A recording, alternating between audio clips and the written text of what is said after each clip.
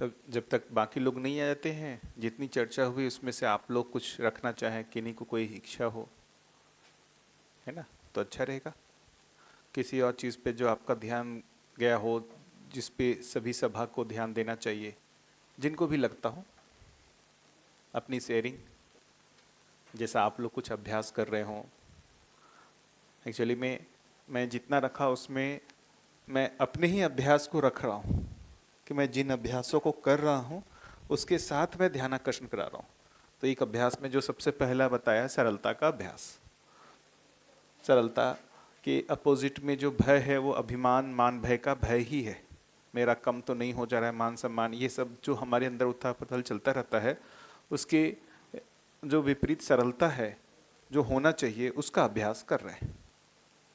उसके साथ साथ जो बहुत बड़ा एक जो चीज़ होता है कि दर्शन से जब भी हम जुड़ते हैं तो रूप बल पद धन का अभिमान तो था ही।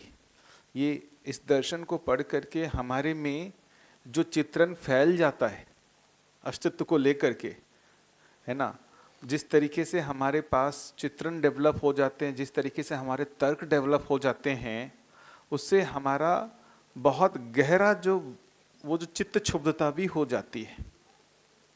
अब किसी की हिम्मत है इस धरती पे कोई और फिलॉसफी वाला करके मध्यस्थ दर्शन के अध्येताओं के साथ बातचीत कर पाए? क्या लगता है? बैंड बजा देंगे ना सभी? मध्यस्थ दर्शन के अध्येताओं से बातचीत करने में सभी दर्शन वालों को डर लगता है, चाहे द्वैत अद्वैत और किसी और परंपरा के हों। यहाँ ऐसी अक्कड़, हमको तो सब पता है, बताओ ना तुम कहाँ से आके बात करोगे। आ जाता है, वस्तु इतनी पावरफुल है, इससे हमारे को अस्तित्व का चित्रण इतना सटीक बन जाता है कि जो किसी परंपरा में गहरी साधना कर रहे हैं उनकी उपलब्धि भी हमको दिख जाती है बिना उस साधना को किए हुए। विपश्यना कोई कठिन, मतलब सिंपल साधना नहीं है, कठिन साधना है, लेकिन विपश्यना की साधना की उपलब्धि हमको बिना उस साधना किए हुए हमको दिख जा रही है। समाधि बिना हमको प्राप्त हुए हमको समाधि की उपलब्धि दिख जा रही है, हम समाधि की समीक्षा कर ले रहे हैं। कोई छोटी मोटी बात है क्या? आप सोचिए, कोई बाहर से आके सुनेगा, अरे यार ये लोग बिना समाधि को साधना किए इतने हल्के में समाधि को बोल दे रहे हैं, ऐसा वो आकलन उसका हो सकता है हो जाए, कोई गलत भी नहीं होगा। ये बात समझ रहे हैं? हम लोग जितनी गंभीर चीजों को हम जितना आसानी से बोल देते हैं, क्यों बोल देते हैं? हमारे पास इतना पावरफुल दर्शन आ गया है, इसीलिए हम बोल पाते, इसीलिए हम उसकी समीक्षा कर पाते। वैसी समीक्षा आप हम में से किसी को दिक्कत नहीं होती है, नहीं होती ना? लेकिन कोई जो इस दर्शन को नहीं जुड़ा हुआ है, परंपरा के किसी चीज को वो बहुत सर्वोपरि मान करके रखा हुआ है, क्या होगा उसको, उसकी नजर में हम कैसे दिखेंगे? ये चित्त क्षुब्ध। उसकी नजर में हम कैसे दिखेंगे? चित्त क्षुब्ध। ये अपने जो है ना इसको बहुत बड़ा मानता हुआ है, यही दिखेंगे हम, उसकी नजरों में चित्त क्षुब्ध दिखेंगे। आप हम लोगों के बीच में मैं इसको बोल सकता हूं, सभी जगह थोड़ी बोलूंगा ये। आप हम लोगों के बीच में इसको बोल सकता हूं, मैं बाहर थोड़ी बोलूंगा। ये हमारे आपके लिए उपयोगी हो सकता है, लेकिन संसार जिसने अभी इसको प्रस्ताव को नहीं सुना है और इसके बिना हम उसकी समीक्षा करने जाएंगे, वो उल्टा पड़ जाएगा। वो उल्टा क्या दिखेगा?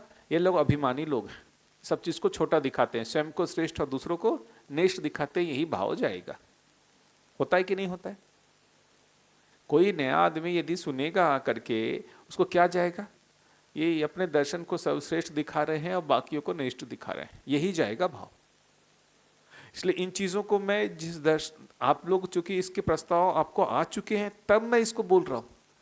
नए लोगों से मिलने जाऊंगा वहां थोड़ी ऐसा कहूंगा,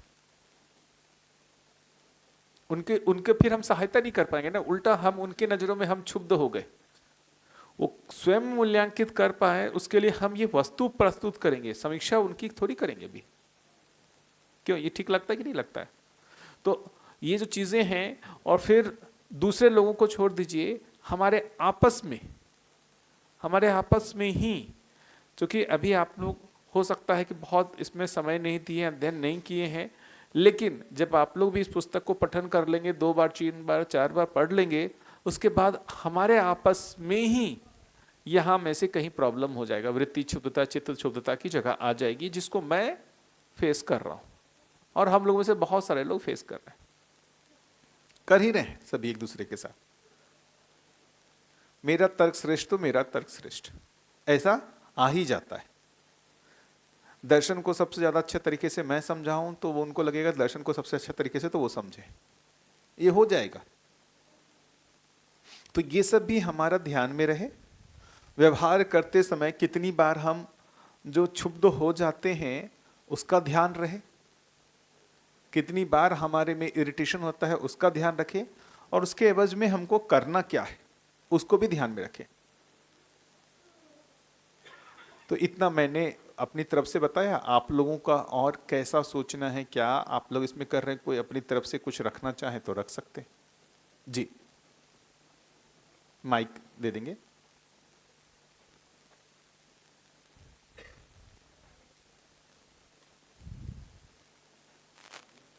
हेलो,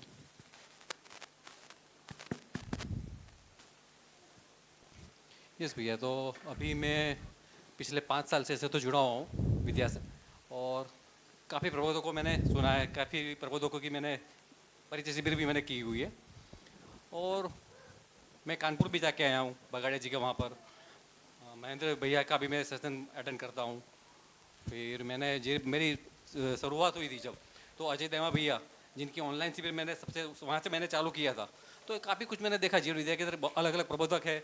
और लेकिन अभी मैं देख पाता हूँ 5 साल के बाद, तो मुझे उसमें भी कुछ गुण बन गए ऐसा लग रहा है कि ये भी कुछ अपना लेके बैठे, ये अलग है। सब जो हम चाहते हैं सार्वभौमता, अखंडता, वो अभी हमको मतलब आपने जो बताया वही अभी हम जो दिख रहा है मुझे भी कि ये हमारे में ही दिख रहा है अभी।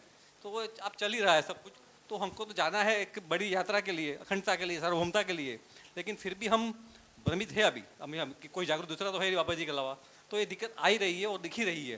तो वो हम संवाद करके क्यों नहीं कर पाते हैं? तो ये संवाद होना चाहिए, उस तरह का मेरा कुछ आग्रह है प्रबोधकों को। हाँ ठीक है, ये सब सेंसिटिव मुद्दे हैं, है ना हमारी। देखिए कुल मिलाकर के पहले ये तो स्वीकार करना पड़ेगा कि यदि ऐसी स्थिति बनी है तो हम में से कोई भी जागृति को प्रमाणित नहीं कर पा रहा है। देखिए है नहीं है बात उसको छोड़ दें, जागृति को प्रमाणित नहीं कर पा रहा है। हम क्यों कहें कोई जागृत है या नहीं है, प्रमाण की बात करें तो प्रमाणित नहीं कर पा रहा है। अखंडता को कोई प्रमाणित नहीं कर पा रहा है। जैसे आदरणीय नागराज जी अखंडता को प्रमाणित कर पाए, वैसा अखंडता को, है ना, उसको कोई प्रमाणित नहीं कर पा रहे। चाहे लोकेश ना कहें तो जो उनके यश की स्वीकृति है सबको स्वीकार नहीं हो रही है समान रूप से। समुदाय में ही यश की स्वीकृति हो रही है, सार्वभौमता में यश की स्वीकृति नहीं हो रही है। ऐसा कहें, कुछ लोगों में तो यश की स्वीकृति हो ही रही है ना, सार्वभौमता में यश की स्वीकृति नहीं हो रही है। तो ये सबको सोचना पड़ेगा कि समुदाय में यश की स्वीकृति क्यों हो रही है, सार्वभौमता में यश की स्वीकृति क्यों नहीं हो पा रही। ये पुनः मूल्यांकन करना पड़ेगा कि कहां हमसे चूक हो रही है, क्यों नहीं सार्वभौमता में यश की स्वीकृति हो पा रही है। ये इंडिविजुअल व्यक्ति को ना सोचना पड़ेगा। मेरे कहने से तो वो नहीं सोचेंगे ना, मेरे कहने से तो नहीं सोचेंगे ना। यदि हमारा लक्ष्य सहअस्तित्व बनता है, अखंडता बनता है, तो ये हमारे लिए बन जाता है कि मुझे इस अखंडता को प्रमाणित करना है, इस सहअस्तित्व को प्रमाणित करना है। और हम प्रमाणित करने जाएंगे, और हम यदि प्रमाणित नहीं कर पा रहे हैं, कुछ खंड में ही प्रमाणित कर पा रहे हैं, तो हमारे को जिज्ञासा जरूर बनेगी, क्या हमको सहअस्तित्व समझ में आया या नहीं आया। यदि प्रमाण नहीं है, इसका मतलब मूल में अनुभव नहीं है। अनुभव विहीन प्रमाण होता नहीं। अनुभव में आ गया लेकिन प्रमाण नहीं है, इसका मतलब उस अनुभव की पुष्टि नहीं है। अनुभव की पुष्टि नहीं है, अनुभव की पुष्टि प्रामाणिकता से ही है। आदरणीय नागराज जी तो प्रमाणित हो पाए, सार्वभौमता में सबको स्वीकार हो पाए, ये तो आपको स्वीकार होता है ना, है ना, यही उनके अनुभव की पुष्टि है। यदि और कोई नहीं कर पा रहे हैं, हम ही नहीं कर पा रहे हैं, इसका मतलब हम अनुभव संपन्न नहीं है। इसलिए तो मैंने आते के साथ ही विनम्र निवेदन कर दिया, मैं भासाभास में हूं, मैं भासाभास में हूं। मतलब मैं उस जो सार्वभौमता है उसको प्रमाणित नहीं कर पाया हूं। ये ठीक है। तो ये ये जिनके भी हम नाम ले रहे हैं ये उनकी इच्छा पर है, क्या वो उसको प्रमाणित करना चाहते हैं या नहीं चाहते। यदि प्रमाणित करना चाहते हैं तो जैसा आपको दिख रहा है वैसा आकलन सबका बनेगा कि मुझे सभी लोग मुझे स्वीकार क्यों नहीं कर रहे। भाई मुझे सभी लोग क्यों नहीं स्वीकार कर रहे हैं, ये जिज्ञासा बनेगी कि नहीं बनेगी। मैं समुदाय में ही क्यों स्वीकार हो रहा हूं, कुछ ही लोग मुझे क्यों स्वीकार कर रहे हैं, ये जिज्ञासा बनेगी। जब जिज्ञासा बनेगी तो शोध करेंगे तो दिखेगा कहीं ये समस्या है, इस कारण से हमको सर्व मानव स्वीकार नहीं कर पा रहे हैं, इसलिए मुझे अपने ऊपर काम करना है। फिर क्या होगा, हम ये सरलता का अभ्यास कर पाएंगे, खुल करके अपनी स्थिति बता पाएंगे, मैं अनुभव संपन्न नहीं हूं इसलिए मैं इसको प्रमाणित नहीं कर पा रहा हूं। सिंपल सी बात है। क्या तकलीफ, हमारी अपेक्षा है कि वो प्रमाणित करके दिखाएं। भाई मैं तो खुद ही बोल रहा हूं ना, मेरी खुद से अपेक्षा है कि मैं प्रमाणित होना चाहता हूं, लेकिन वो स्थिति नहीं है, वो स्थिति नहीं है, प्रमाणिकता की स्थिति नहीं है, तो क्या करूंगा, उसके लिए प्रयास करूंगा। तो जिनसे भी अपेक्षा है वो भी अपनी स्थिति जो है वो क्या करेंगे, आपके सामने रखेंगे। भाई प्रमाणिकता के लिए मैं प्रयास कर रहा हूं, स्थिति वो नहीं है, आगे आज नहीं है, 5 साल 10 साल बाद में कर पाएंगे, लेकिन वर्तमान में तो नहीं है। इसके लिए बहुत सुंदर सा चीज मैं इसमें फिर से मानव व्यवहार दर्शन में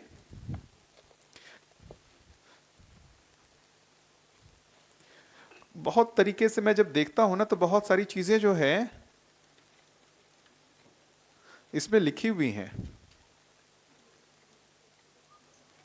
पेज नंबर 109, पेज नंबर 109 है ना, पेज नंबर 109, उसमें व्यवस्थापक, विधायक, विद्वान, विचारक है ना, प्रचारक, ऐसा लिखा हुआ है ना। अब उसमें व्यवस्थापक और विधायक तो और बड़े लेवल में हो गया, उसके नीचे विद्वान की कैटेगरी में देखिए विद्वान का डेफिनेशन क्या लिखा हुआ है।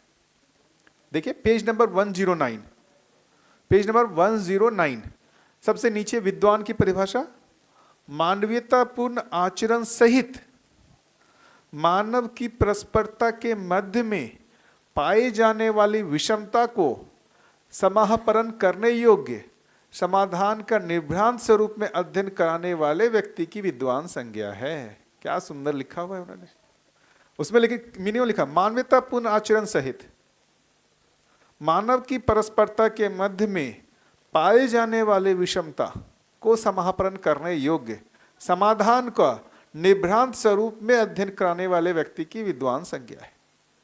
फिर नीचे विचारक, उसमें भी मानवीयतापूर्ण आचरण सहित मानव की परस्परता के मध्य में पाए जाने वाली विषमता को समाहरण करने योग्य समाधान को प्रस्तुत करने वाले व्यक्ति को, यहां देखिए समाधान को प्रस्तुत, वहां समाधान का निर्भ्रांत स्वरूप में अध्ययन कराने वाले, बहुत ज्यादा डिफरेंस नहीं है।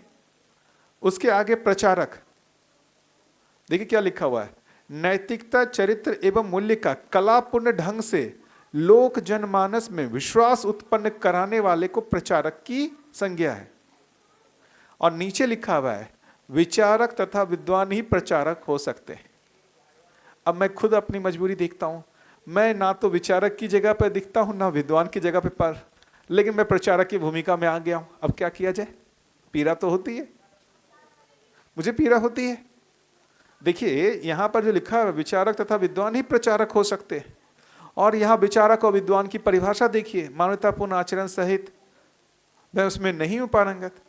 मानव की परस्परता के मध्य में पाए जाने वाली विषमता को समापन करने योग्य नहीं हूं मैं, फिर भी प्रचारक की भूमिका में हूं। आप बुलाए हैं किसी एक विधि से, प्रचारक के जैसा ही तो मानूं मैं अपने ना, इन हूं क्या, नहीं है। तो कितना टाइट है यह, कितना टाइट है यहां पर मामला। अब क्या किया जाए, क्या किया जाए। नागराज जी की बात कहे, यदि मैं एक समय में ऐसा था कि मेरे को नागराज जी ने, बाबा जी ने कहा कि कार्यक्रम में लगो उन्नति होगी, ऐसा उन्होंने कहा मेरे को। तो मैंने उनसे कहा कि कार्यक्रम में लगने के लिए मुझे समझ में आना चाहिए। तो उन्होंने फटाक से उत्तर दिया, आपको समझ में आया है। फिर मैं थोड़ा शांत रहा, फिर मैंने पूछा, बाबा जी यदि समझ में आया होता तो मुझे स्वयं में उसमें जीने में प्रमाण दिखता, मुझे अपने जीने में प्रमाण नहीं दिखता कि मुझे समझ में आया है। समझ में आने का मतलब मैं जो स्वीकार किया हुआ था कि मुझे अपने में वो प्रमाण दिखना चाहिए, मानवतापूर्ण आचरण जो है वो मुझ में दिखना चाहिए, मुझे स्वयं में नहीं दिखता। फिर थोड़ी देर वो चुप रहे, फिर बोले आपकी बात भी सही है। तो मैं कंफ्यूज हो गया कि समझ में आया है कि नहीं आया। पहले बोला उन्होंने कार्यक्रम में लोगों उन्नति होगी, मैंने पूछा भाई उसके लिए समझ में आना चाहिए, उन्होंने कहा कि समझ में आया है आपको। फिर मैंने कहा बाबा जी मुझे प्रमाण नहीं दिखता, इस आधार पर लगता है मुझे समझ में नहीं आया है। तो फिर वो बोलते हैं आपकी बात भी सही है। तो फाइनली मैंने कहा क्या हो, समझ में आया कि नहीं आया। तो उन्होंने फिर कहा उसके बाद, जो मुझे बहुत अच्छा लगा, कुछ लोग पूरा समझने के बाद समझाने के कार्यक्रम में आएंगे, कुछ लोग समझते हुए समझाने के क्रम में आएंगे। उस समय मैं ये सोचा हुआ था जब तक मैं इसको पूरी तरीके से समझ करके अपने में जी के प्रमाणित नहीं कर लूंगा, मैं अधिकारी नहीं हूं इसको दूसरों को बताने के। आज के दिन मेरी स्थिति बदल गई है, मैं पूरी तरीके से स्पष्टता से बोलता हूं, समझने के क्रम में हूं, नहीं समझाऊं, विकसित चेतना में नहीं हूं। जितना समझाऊं उतना आपके साथ संवाद करने आया हूं, समझाने नहीं आया हूं, संवाद करने आया हूं। और इसके माध्यम से मुझे जो फायदा होता है कि मेरा शोध कार्य और प्रबल होता है, मेरा शोध कार्य और प्रबल होता है। आपको बताना है तो मेरा चित्रण भी तो फैलता होगा ना इस पे। पूरे दिन बैठ करके जिन चीजों के बारे में सोच रहा हूं, यदि आप लोग नहीं होते तो क्या पूरे दिन ऐसा बैठ के सोचता क्या? नहीं ना। आप हैं, इस कारण से मुझे सोचना पड़ रहा है कि नहीं सोचना पड़ रहा है। और मैं सोच क्या रहा हूं, इन्हीं सब चीजों के बारे में सोच रहा हूं, तो मुझे फायदा हो रहा है कि नहीं हो रहा है? मेरा चित्रण बारंबार उस दिशा में फैल रहा है कि नहीं फैल रहा है? मुझे तो बहुत फायदा हो रहा है। तो क्या हो जा रही है? उभय पूरकता हो जा रही है। जितना समझा हूं उससे मेरे और समझने में आप मेरे लिए पूरक हो पा रहे हैं। जितना मैं समझा हूं उतना आपके समझाने में मैं पूरक हो पा रहा हूं। तो आप मेरे लिए पूरक है, मैं आपके लिए पूरक हो गया। इसको सिंपल सी चीज बताऊं, मैं फिजिक्स भी पढ़ाया हूं भैया। जिस टॉपिक को मैंने पढ़ाया नहीं है उसमें मेरा डेप्थ नहीं आया। आप लोगों में से जिन लोगों ने भी पढ़ाया होगा ये अनुभव किया होगा, जिस भी टॉपिक को आप जितना गहराई से पढ़ाते हैं उसमें आपकी गहराई और बढ़ते जाती है। जिस टॉपिक को नहीं पढ़ाया हो उसमें वैसा कॉन्फिडेंस नहीं आता। तो पढ़ाने के क्रम में हमारा खुद का भी शोध होता है, और यही मैं इसी लक्ष्य के साथ चल रहा हूं। कोई मेरा ये लक्ष्य नहीं है कि मैं ज्ञान संपन्न हो गया हूं और दूसरों को ज्ञान बांट रहा हूं। जितना समझा हूं उसको आपके साथ व्यक्त करता हूं, उस माध्यम से मेरा खुद भी समझ विकसित होता है और आपके लिए मैं पूरक हो पाता हूं, आप हमारे लिए पूरक हो पाते हैं। इस स्पष्टता के साथ मैं अध्ययन अध्यापन वाले कार्यक्रम में हूं। ये प्रचारक की भूमिका के रूप में अभी अपने आप को नहीं देखता हूं।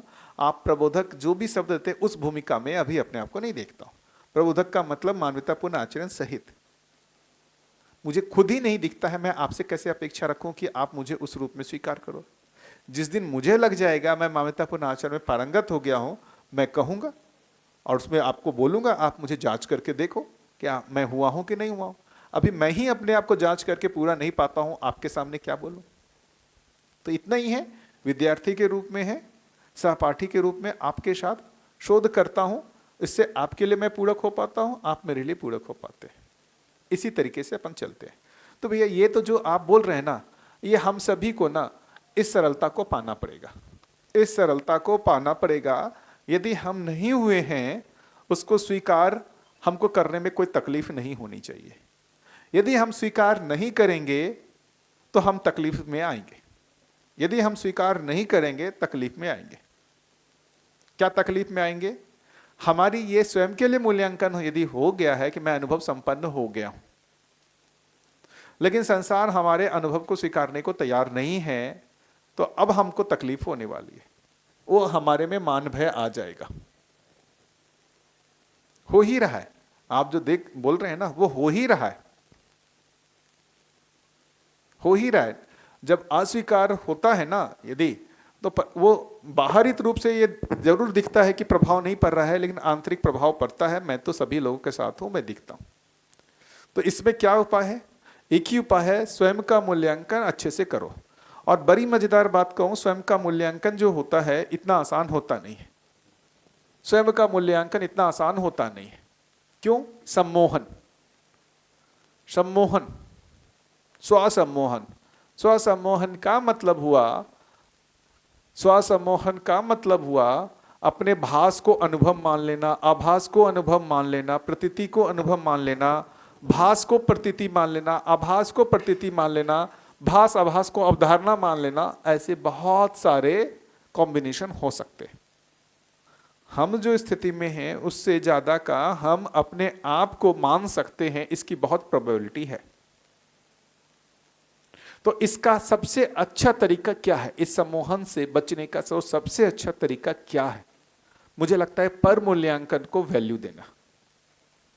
पर मूल्यांकन को वैल्यू देना, मुझे लगता है वो अभी जब तक हम जागृत नहीं हुए हैं वो हमारे लिए बहुत हेल्पफुल हो सकता है। कि मुझे लगता है कि मैं अवधारणा में हो गया हूं, अवधारणा संपन्न हो गया हूं, लेकिन जिन लोगों के साथ मैं बातचीत करता हूं, व्यवहार करता हूं, उनको नहीं दिखता है मुझ में अवधारणा है। ये बात समझ में आ रही है? इससे हम अपने सम्मोहन से बच सकते हैं, इससे हम अपने सम्मोहन से बच सकते हैं। नहीं तो जागृति के क्रम में अभी जो दिक्कत ये है कि अभी जो जागृत मानव बहुतायत यदि संख्या में इस धरती पर होते ना, तो शायद ये सम्मोहन की जगह नहीं बनती। क्यों? हमको हमेशा अपने से श्रेष्ठ मानव दिखते रहते। लेकिन जिस जगह पर ये पूरी मानव जाति है उसमें से थोड़ा सा कोई भी विकसित होगा, उससे ऊपर के मानव नहीं दिखेंगे, तो ये थोड़ा सा ऊपर कहां कितना ऊपर चला मान सकता है अपने आप को पता नहीं चलेगा। भाई यदि भ्रमित मानवों के बीच में हैं हम, इतना ही हो गया, मान लेते हैं सभी क्लास 5th में है, सभी क्लास 5th में है, तो 7th वाला, 8th वाला, 9th वाला बच्चे को क्या लगेगा? वो इन सबसे आगे है, श्रेष्ठ है। क्यों? 11th 12th का है ही नहीं कोई, बीटेक एमटेक पीएचडी का कोई है ही नहीं, तो 10th वाले को तो अपना छाती चौड़ा होगा कि नहीं होगा? वही हो जा रहा है।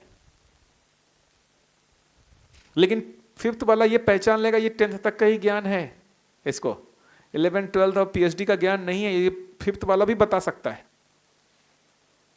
तो पर मूल्यांकन को यदि हम वैल्यू देने लगे, है ना, उससे हमारा स्वयं का मूल्यांकन हो सकता है। मैं अपने घर की कहानी बताता हूं, है ना, अपने घर की कहानी बताता हूं। पिछली बार मैं कहीं गया था और जाता हूं, बोलता हूं, सभी श्रेष्ठ मानते ही हैं। जैसे ही वहां से घर आया, पत्नी ने जो है साफ कर दिया मेरे को यार संसार मेरे को श्रेष्ठ मानता है, ये पत्नी श्रेष्ठ नहीं मानती है, तो क्या निकाले यार? ये पत्नी जो है मेरी श्रेष्ठता को नहीं पहचान पा रही है, संसार श्रेष्ठता को पहचान पा रहा है, ऐसा माने, या सही में मैं श्रेष्ठ नहीं हूं इसलिए पत्नी श्रेष्ठता को नहीं पहचान पा रही है। मैंने तो सेकंड वाला लाइन लिया, जिन लोगों ने मेरे श्रेष्ठता को पहचाना है उनके साथ मैं संबंध में नहीं जी रहा हूं। वो सब संपर्क है जहां हमारा कोई निश्चित दायित्व कर्तव्य है ही नहीं। क्या है निश्चित दायित्व कर्तव्य? अभी जैसे हम आपके साथ हैं, कोई निश्चित दायित्व कर्तव्य नहीं है ना, हमारा आपका निर्वाह करने में कोई दिक्कत नहीं होगा। हम आपस में 7 दिन बहुत अच्छे से निर्वाह कर ले जाएंगे, क्योंकि निश्चित दायित्व कर्तव्य नहीं हुआ है। जब हम किसी एक संबंध में निश्चित दायित्व कर्तव्य में आ जाएंगे ना, तब वहां हमारा असली मूल्यांकन होगा। तब मुझे दिखा बाहर के लोग जो है उनके साथ मेरा संपर्क है, संपर्क में कोई निश्चित दायित्व कर्तव्य है नहीं, इसलिए वहां सब बढ़िया बढ़िया लगता है। जैसे ही हम परिवार में आते हैं वो निश्चित दायित्व कर्तव्य आते हैं, और वहां पर मैं कम पड़ता हूं, मेरी श्रेष्ठता को नहीं पहचान पाते हैं लोग। संबंधों में ही असली मूल्यांकन होगा, संपर्क में नहीं होगा। इसलिए संबंध, एक भी संबंध का मूल्यांकन हमारे लिए बहुत महत्वपूर्ण है। 100 संपर्क हो उसकी कंपैरिजन में एक संबंध का मूल्यांकन हमारे लिए बहुत महत्वपूर्ण है। ये बात ठीक लग रही है क्या? वरना हम क्या है, हमारा फिर क्या निकलेगा? जिन लोग हमको स्वीकार करके रखे हुए हैं ना श्रेष्ठ, हम उन्हीं के बीच में घिरे रहना चाहते हैं। सम्मोहन का एक ये भी पहचान है कि जिन लोग हमको श्रेष्ठ मानते हैं हम उन्हीं के बीच में घिरे रहना चाहते हैं। जो हमको श्रेष्ठ नहीं मानते हैं हम उससे दूरी बना लेते हैं। जो हमको श्रेष्ठ नहीं मानते हम उनसे दूरी बना लेते हैं। जो हमको श्रेष्ठ मानते हैं उन्हीं के बीच में घिरे रहना चाहते हैं। बढ़िया है, अपने सम्मोहन को बना के रखें। एक भी व्यक्ति यदि श्रेष्ठ नहीं मान रहा है, हमारे लिए सोचना पड़ेगा क्यों नहीं मान पा रहा है, हमारे से व्यवहार में कहाँ चूक हुई है, जिस कारण से वो हमको जो बाकी लोगों को श्रेष्ठता दिख रही है उसको क्यों नहीं दिख रही है। उसमें मैं इधर कुछ दिनों में इस पर मैं शोध कर रहा हूं। एक तो ये जो चीज मैंने बताया विद्वान विचारक वाला, एक और है बहुत बढ़िया जो मुझे लगता है,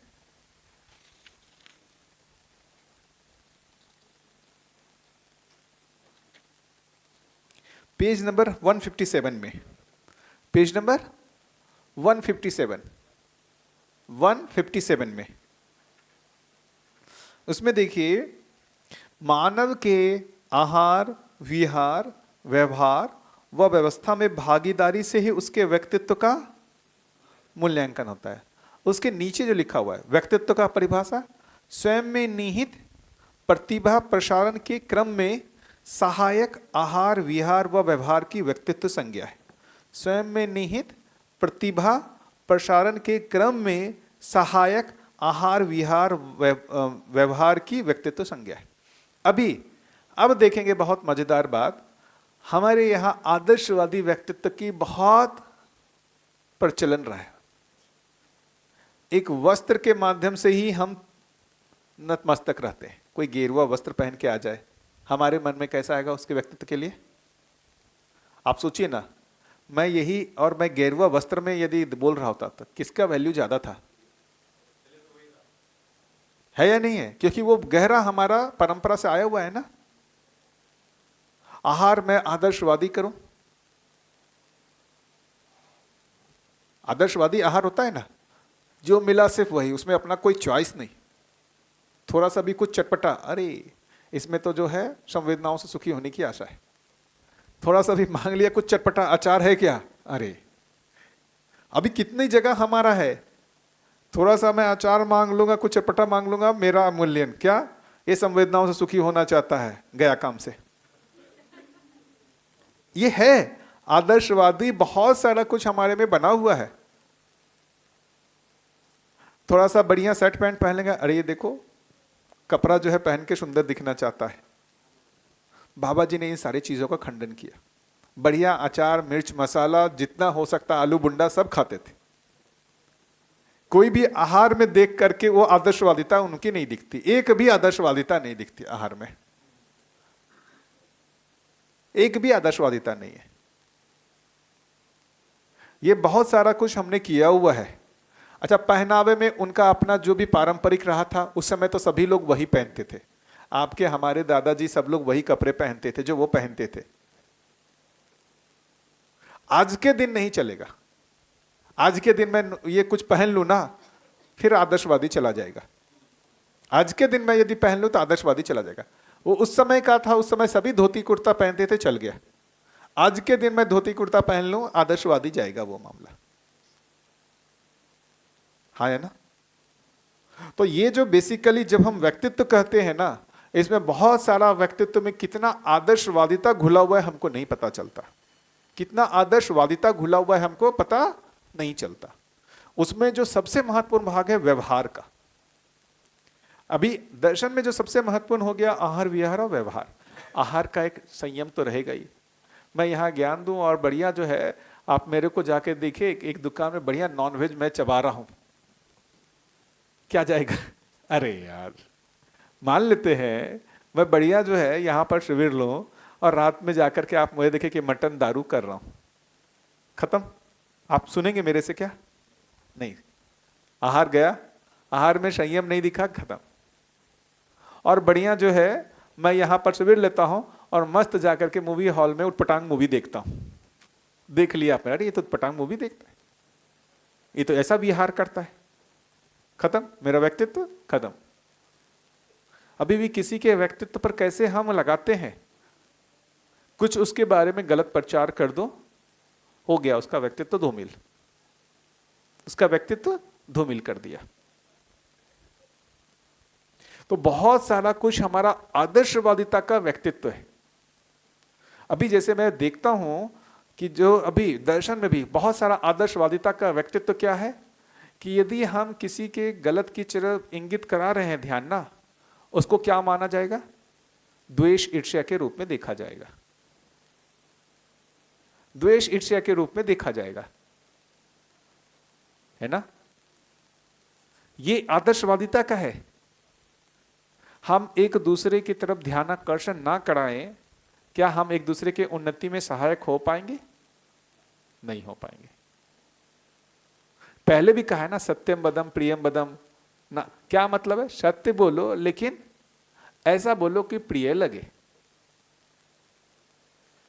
लेकिन आप प्रिय लगने वाला असत्य भी मत बोलो, मतलब चापलूसी मत करो।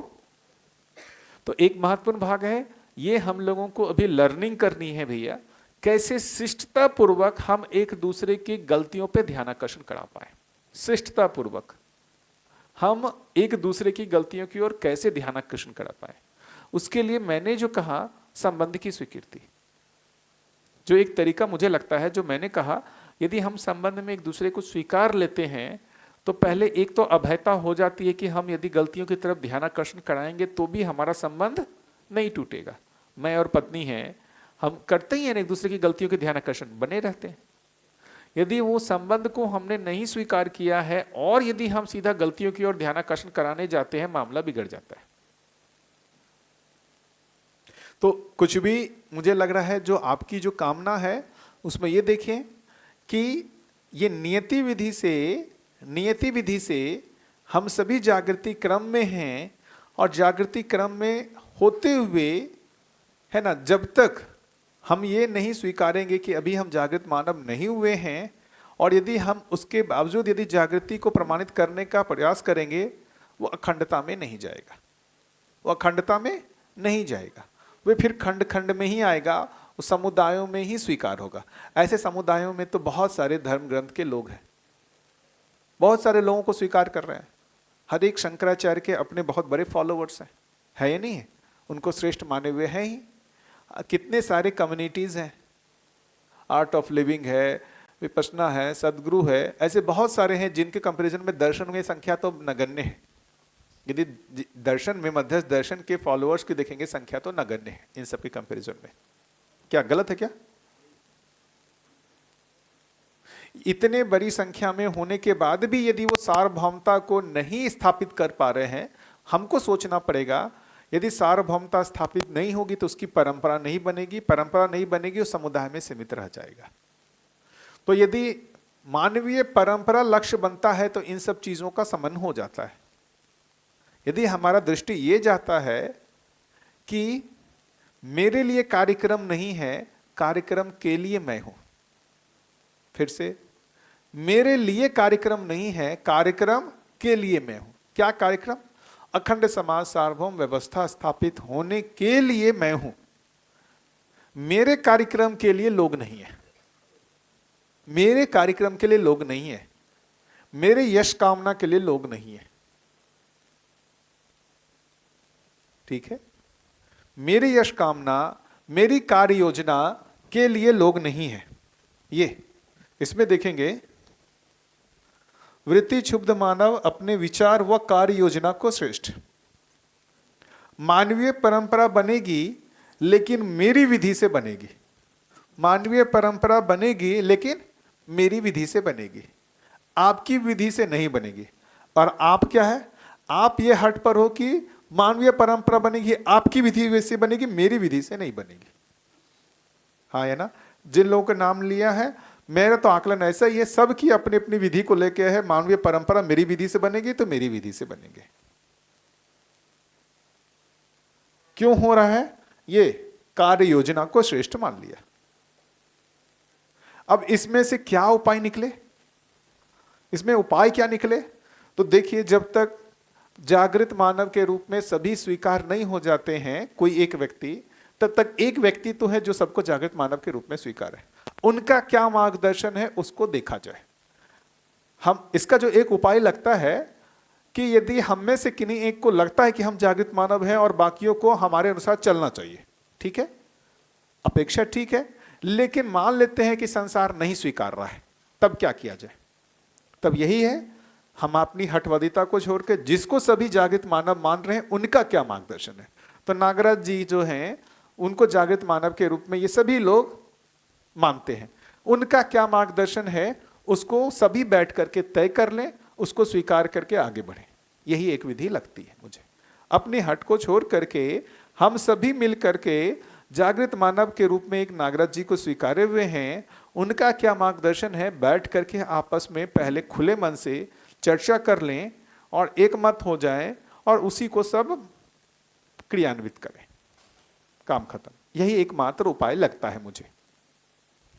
नहीं, यदि हम स्वयं को जागृत मानव मान लेते हैं उसमें कोई दिक्कत नहीं है, मानने से नहीं होगा, प्रमाणित करने से भी काम चलेगा। मात्र मानने से नहीं होगा, उसको प्रमाणित करके दिखाना पड़ेगा। प्रमाणित करने का मतलब हुआ सभी लोगों को स्वीकार होना पड़ेगा। प्रमाणित होने का मतलब सभी लोगों को स्वीकार होना पड़ेगा। यदि सभी लोग नहीं स्वीकार पा रहे हैं तो हमको, यदि मानते भी हैं, हमको उस मानने से हटना पड़ेगा। यदि मुझे लगता है कि मैं जागृत मानव हो गया हूं, आप नहीं स्वीकार रहे हैं, तो मेरे लिए क्या उपाय है? मैं उस मानने को बदलूंगा, मैं उस मानने को बदलूंगा। नहीं बदलूंगा और लेकिन उसमें क्या होगा, सभी नहीं मानते हैं, 5 लोग मानते हैं कि मैं जागृत मानव हूं, बाकी लोग नहीं मानते हैं। फिर मैं क्या हूं, इन 5 लोगों के साथ अपना कार्यक्रम बना लूंगा। फिर ये अखंडता नहीं है ना। 5 लोग मुझे जागृत मानव मान लेते हैं, आप लोग नहीं मान पाते हैं, तो मैं एक ये निष्कर्ष निकाल सकता हूं कि आप लोगों में वो दृष्टि नहीं है मुझे पहचानने की। आप में वो दृष्टि नहीं है मुझे पहचानने की, इन 5 लोगों में दृष्टि है पहचानने के लिए, इनके साथ मैं आगे बढ़ूंगा। यही संभावना है ना। अभी यही हो रहा है ना, अभी हो यही रहा है। कुछ लोग मान रहे हैं जागृत, एक भी नहीं मानता ना, तो भ्रम जल्दी दूर हो जाता। झंझट क्या है, कुछ लोग मान भी ले रहे हैं, यही दिक्कत है। कुछ लोग मान ले रहे हैं, इसलिए यह भी दिक्कत है। सभी नहीं मान रहे हैं, कुछ लोग तो मान रहे हैं। कुछ लोग मान ले रहे हैं, इसलिए इससे हमारा जो सम्मोहन है वो बनने की और प्रबलता हो जाती है। एक भी नहीं मानेगा तो झंझट ही खत्म है, कुछ दिन में तो ठीक हो ही जाएगा। लेकिन कुछ लोग मान ले रहे हैं तो भी कोई दिक्कत नहीं है। देखिए, मुझे वही लगता है जागृति एक ऐसी चीज है, यदि वो स्थिति आती है वो छुपती नहीं है, वो दिखती ही है, वो दिखती ही है। स्थिति ऐसी चीज है, वो जो होती है वो गति में आती ही है।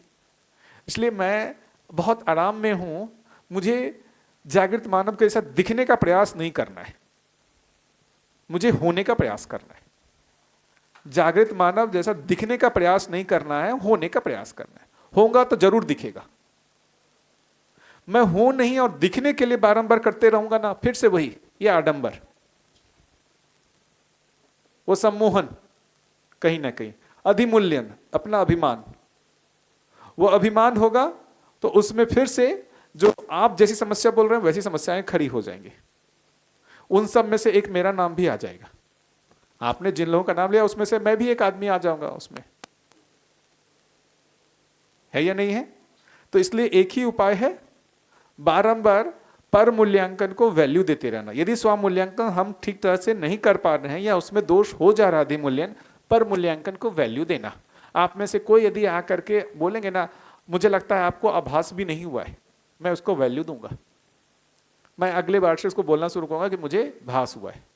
बोलेंगे कि भास भी नहीं हुआ है, तो भाई अभी पठन के क्रम में हो, क्या तकलीफ है? क्या तकलीफ है? नहीं स्वीकार है तो क्या तकलीफ है भाई? कुल मिलाकर के मैं आंशिक रूप से भी उपयोगी हो पा रहा हूं, तभी अपना रोल निभा रहा हूं। कोई बहुत बड़ा रोल थोड़ी है मेरा, आंशिक अपनी जो भी लगता है उपयोगिता उसी को कर रहा हूं मैं। सोम भैया ने कहीं बातचीत हो रही थी, इतनी अच्छी बात कही, मेरे को उनके प्रति इतना आया सम्मान का भाव। भाई अस्तित्व में सबका अपना अपना रोल है ना, अपने को कोई एक नट बोल्ट टाइट करने के लिए मिला है, मैं उसको कर रहा हूं। क्या मेरे को लगा कि कितनी विनम्रता है, कितनी सरलता है। मैं सब कुछ कर रहा हूं ऐसा नहीं है, मेरा एक रोल है, उसको आइडेंटिफाई करके मैं उसको अच्छे से कर रहा हूं। बाकी लोग भी अपना रोल कर रहे हैं, तो सबके प्रति सम्मान का भाव। क्या मेरे को बहुत अच्छा लगा उनका ये ध्वनि, बहुत ही अच्छा लगा। तो मैं देखता हूँ सबके प्रति सम्मान कर पाते हैं, सबकी श्रेष्ठता को पहचान पाते हैं। तो ये सभी लोग जिनके बारे में आप बोल रहे हैं, सभी अपने अपने तरीके से कुछ ना कुछ रोल कर ही रहे हैं। हाँ, मैं ही सारा रोल करूंगा तो इसका मतलब वो जो एक ईश्वर है जिसके बारे में, नियंता के बारे में आ गया है, वैसा ईश्वर मैं ही स्थापित होना चाहता हूं। सारा कुछ मेरे अनुसार चले चीजें। नागराज जी ने भी फ्री फ्लो छोड़ दिया, अपना जो भी प्रस्ताव है देना, जिसको जो करना है वो कर ही रहे, कोई शासन नहीं, कोई दबाव नहीं, क्योंकि रोक भी नहीं सकते। देखिए ना, दर्शन कोई ऑर्गेनाइज्ड स्ट्रक्चर है क्या? ये आपका मन करे आप अपना एक सेंटर बना करके आप अपनी विधि से अध्ययन कराने का चल सकते हो, कोई आपको रोकेगा क्या? बाकी लोग बोलते रहेंगे देखो ये गलत कर रहे हैं, वो कर रहे हैं, जो आपको मानेंगे आपके यहाँ अध्ययन करने आएंगे ही आएंगे, जो आपको मानेंगे आपके यहाँ अध्ययन करने आएंगे। कोई है ऑर्गेनाइजेशनल स्ट्रक्चर है, कोई पद है जो कंट्रोल कर रहा है इस पे? नहीं है। एकदम ऐसा उनको पता है कि ये सब चीजें काम नहीं करती है, एकदम छोड़ दिया। जाओ ना, करो ना, पिट पिटाओगे ही, कहाँ जाओगे, सीधा होना पड़ेगा। अरे आज नहीं तो कल आपके खिलाफ मतलब विद्रोह हो ही जाएगा, लोग आपको नकारने ही लगेंगे, आप कहाँ जाओगे?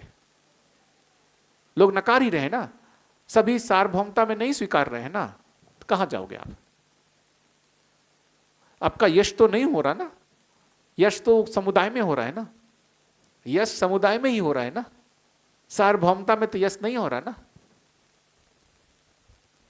तो ये एक जो चीज है वो जागृति की ओर सबका ध्यान जाएगा ही जाएगा। उसमें मैं जो अभ्यास अपना रहा हूं कि मैं कैसे बचा रहा हूं अपने अधिमूल्यन से, तो पर मूल्यांकन को वैल्यू देना। मैं जो बचता हूं अपने अधिमूल्यन से, पर मूल्यांकन को वैल्यू देना। और उसमें भी सबसे ज्यादा अपने क्लोज रिलेटिव जो है, क्लोज रिलेशन में, उनका मूल्यांकन सबसे ज्यादा। क्या मैं उनके विश्वास के योग्य हो पाया कि नहीं हो पाया? क्या मैं उनको अभयता प्रदान कर पाया कि नहीं कर पाया? जैसे अभी अमरकंटक में हूं तो मेरी पत्नी है, मेरी बच्ची है, बगल में जीतू चाचा हैं, अम्बा बुआ हैं, इन लोग जो है मेरे ऊपर विश्वास कर पा रहे हैं कि नहीं कर पा रहे हैं? क्योंकि वो मेरा हर दिन का कार्य व्यवहार देख रहे हैं ना। इनको उस परस्परता में मैं संबंध में अभयता प्रदान कर पा रहा हूं कि नहीं कर पा रहा हूं? क्या मैं विश्वास के योग्य हो पा रहा हूं कि नहीं हो पा रहा हूं? क्योंकि वहां पर एक तरीके का संबंध है, कोई निश्चित दायित्व कर्तव्य हो गया है, वहां आकलन बहुत अच्छा हो सकता है। तो वहां पर मैं बारंबार उनके मूल्यांकन को मैं बहुत वैल्यू देता हूं। फिर आता हूं रायपुर में, जो बाकी हमारे मित्र हैं, सूर्यकांत है, गोपाल हैं, जे हैं, इन लोगों के साथ परिवार रूप में जाता हूं, रहता हूं, उनके मूल्यांकन को मैं वैल्यू देता हूं। धीरे धीरे आप लोगों के साथ जितना समय और रहूंगा उनके मूल्यांकन को वैल्यू दूंगा। जैसे अजय जैन भैया हैं, श्रीराम भैया हैं, सुवर्णा दीदी हैं, जिगर भाई हैं, इन लोगों से लगातार मेरी बातचीत होती है हर मुद्दे पे। तो उनका मूल्यांकन मेरे लिए बहुत महत्वपूर्ण है कि मेरे बारे में क्या सोचते। श्रीराम भैया से मुझे बहुत सहयोग मिला, श्रीराम भैया से मुझे बहुत सहयोग मिला है, बहुत ही ज्यादा। तो मेरा उनके प्रति रहता है, उनका मूल्यांकन मेरे लिए बहुत महत्वपूर्ण है, क्योंकि मैंने उनसे इतनी बातचीत की हुई है। तो वो उनकी बातचीत से वो मेरे व्यक्तित्व को जैसा पहचानते हैं और वो जो मेरी कमियों को इंगित कराते हैं, वो मेरे लिए बहुत मूल्यवान है, क्योंकि बहुत लंबे समय मुझे देखे हैं ना। सूर्यकांत हैं, उनका मूल्यांकन हमारे लिए बहुत महत्वपूर्ण है। गोपाल है, उनका मूल्यांकन हमारे लिए बहुत महत्वपूर्ण है, क्योंकि ये लंबे समय से मुझे जानते हैं। तो इन सभी लोगों का मूल्यांकन जो है उसको मैं अपने स्वमूल्यांकन में इंक्लूड करता हूं, क्योंकि जब हम जागृति क्रम में हैं तो अपना मूल्यांकन सटीकता से कर पाना बहुत मुश्किल है। और नागराज जी भी नहीं करते थे। मैं कई बार गया पूछने के लिए, बाबा जी अनुभव होगा कि नहीं होगा ऐसे नंबर? अभी चाहो तभी होगा। अभी क्या मतलब है, अभी चाहो तो अभी होगा। फिर जब जाए कि अनुभव होगा कि नहीं, आप चाहोगे तो होगा। अब समझ में नहीं आया, ये स्पष्ट होता नहीं कि भाई इस जन्म में होगा कि नहीं होगा। तो बड़ा एक चीज है कि यदि वो बोल दें तो अपना मजा मारी है। मैं वही सोचा कि भाई एक बार बोल दें कि होगा, अपना मजा मारी है। अब हम कुछ भी करेंगे अनुभव तो होना है, वो तो बोल चुके हैं, है ना। वो जो बोलते हैं ना, वो मतलब ब्रह्म वाक्य हो गया, अब तो उनकी जिम्मेदारी हो गई, वो बोल दिए हैं तो वो हमारा होना है। फिर लास्ट में कई बार पूछा ना, एक बार बोल दे जब भी होगा एक जन्म में होगा। हमने कहा ये भी बात सही है, जब भी होगा एक जन्म में होगा, मतलब इस यात्रा में होगा या अगले और किसी एक शरीर यात्रा में जाके होगा, लेकिन कौन सी शरीर यात्रा में होगा ये नहीं। तो मैं उन सब चीजों को जो देखा मैंने, तो मैं बहुत दिनों बाद उसके लिए भी मैंने सोचा, उसके लिए भी मुझे यहां पर मिला कि वो है क्या, उसके लिए भी। अच्छा क्या होता है, पूरे दर्शन को पढ़ता हूं ना, तो कई सारे जगह उसके मिलते हैं उत्तर। पेज नंबर 154 में, पेज नंबर 154 में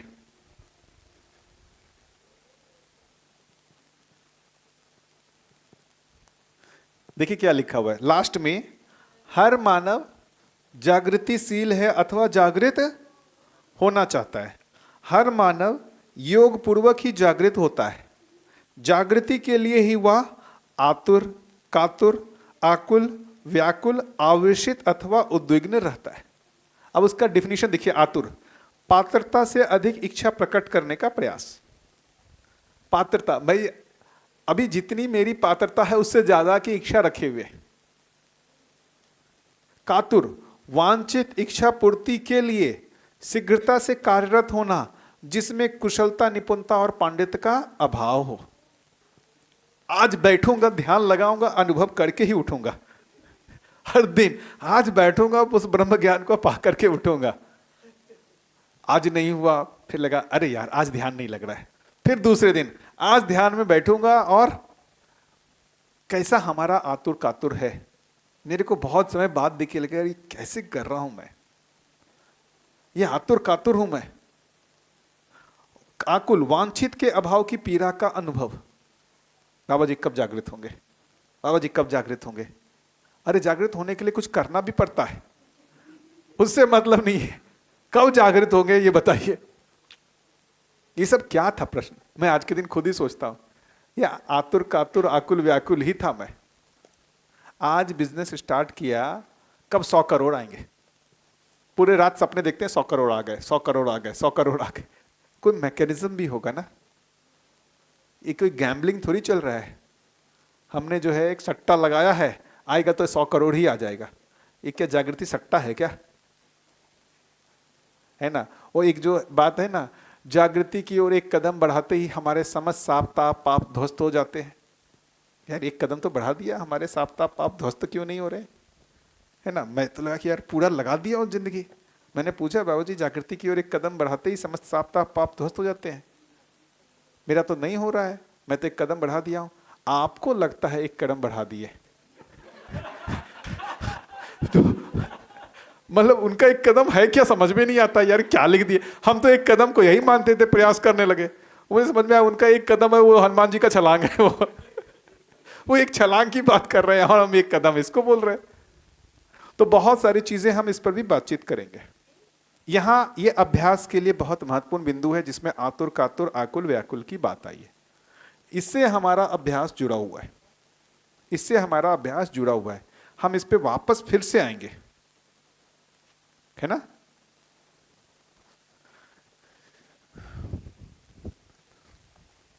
ये ठीक है भैया, आपने जो पूछा था, है ना।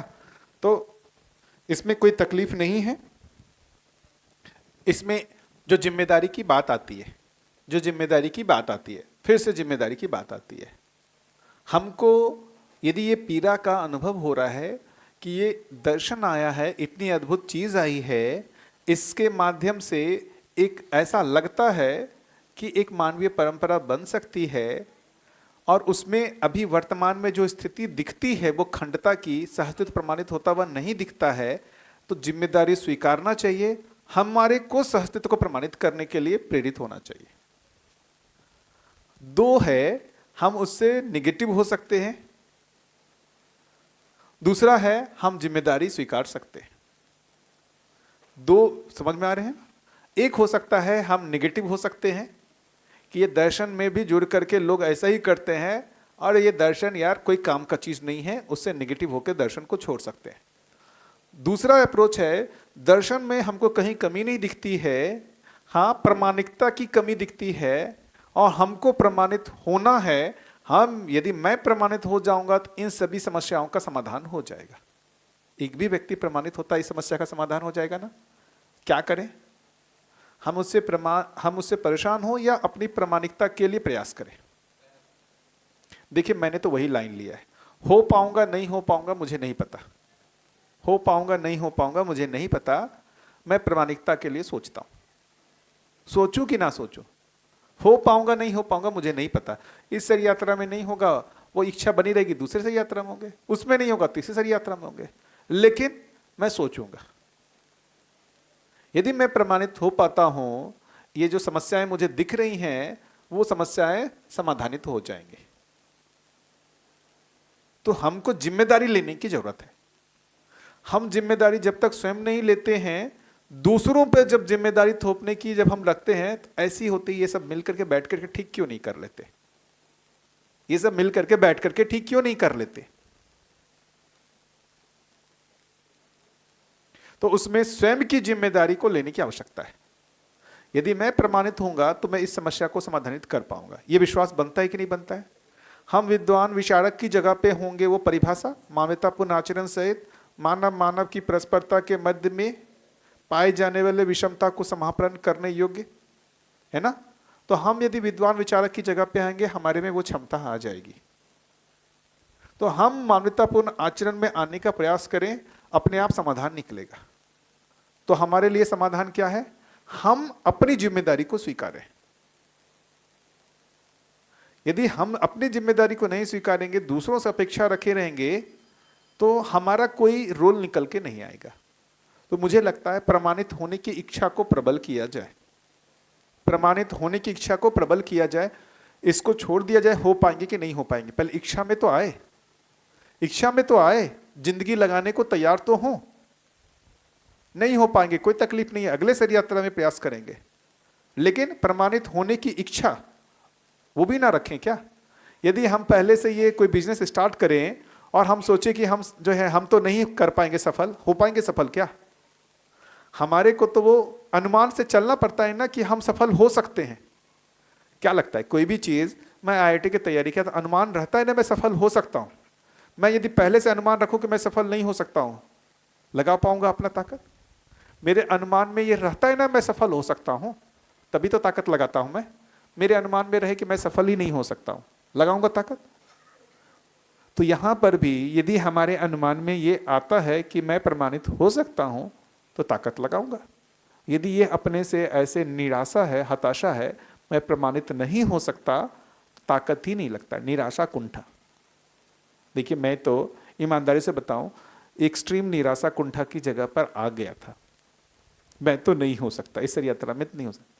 आदरणीय नागराज जी ने वो आशा का संचार किया मेरे में। मेरे को स्वयं पर विश्वास नहीं था, उन्होंने मेरे पर विश्वास किया।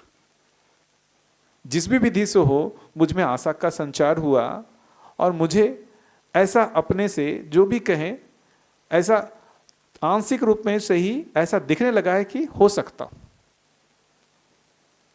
बिल्कुल निराश नहीं हूं मैं, आशावादी अप्रोच से आज के दिन चल रहा हूं, निराशावादी अप्रोच नहीं है।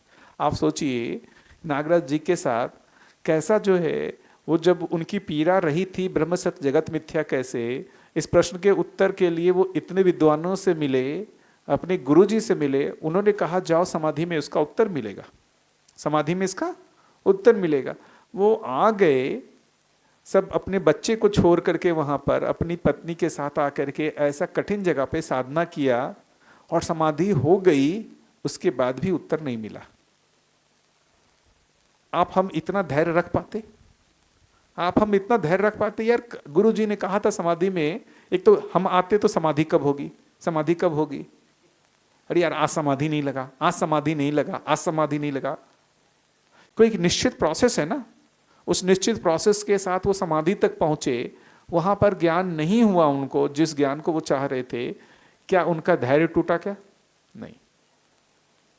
समाधि से नहीं हुआ, संयम किया, संयम में ज्ञान हुआ, उसके बाद अपने आप में तृप्त तो हो सकते थे ना। फिर क्या किया? ये हमारे अकेले के लिए नहीं है, संसार के लिए। तो प्रमाणित करके दिखाओ।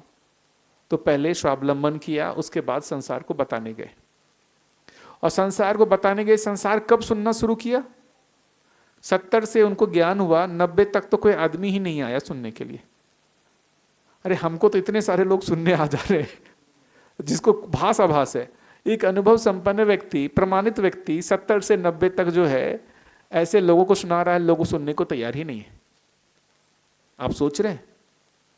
आप उनकी बात सोचिए ना। हम इतने आतुर कातुर हो रहे हैं, इतने फैला देना है, 20 साल तक उनको कोई सुना ही नहीं। उनकी क्या स्थिति रही होगी? क्या वो आकलन किया यार संसार मूर्ख है, नहीं समझना चाहता है? नहीं, अपनी तरफ से ईमानदारी से प्रयास करते रहे। लास्ट तक मैंने देखा वो अपनी तरफ से जितना हो सकता है उपकार करते ही रहे। कभी उनकी आशा कम नहीं हुई कि मानव इसको नहीं समझ सकता है। इतनी आशा कि मानव तो समझ सकता है। अभी हम इस निराशा में ये देखते हैं, ये युद्ध ईरान का, अमेरिका का, ऐसा लगता है तो ये धरती ही नहीं बचेगी, ऐसा लगने लगता है ना।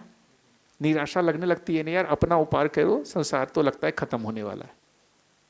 वो आशावादी थे, नहीं, मानव को आवश्यकता है, मानव समझ सकता है, मानव जी सकता है, ऐसी आशा के साथ वो अप्रोच किए। अद्भुत आशावादी आदमी, स्वयं के साथ भी, दूसरों के साथ भी, संसार के साथ भी। तो हमको आशावादी होने की जरूरत है, स्वयं के प्रति भी और दूसरे लोगों के प्रति भी। आज के दिन जो समस्या दिखती है उसमें यही हो सकता है, आशावादी बने रहे, इस समस्या का समाधान होगा। क्या पहले स्वयं की आशा को देखा जाए और स्वयं से जो अपेक्षा है उसको पूरा किया जाए। ठीक है, बढ़िया। और बताइए, और कोई चीज अभी तक की जो भी चर्चा हुई उसमें से कुछ भी? क्योंकि देखिए व्यक्त होंगे ना तो नींद भी नहीं आएगी, है ना। और थोड़ा इंटरेक्टिव भी रहेगा। व्यक्त नहीं होंगे तो नींद आएगी। हाँ हाँ बिल्कुल, व्यक्त नहीं होंगे तो नींद आएगी।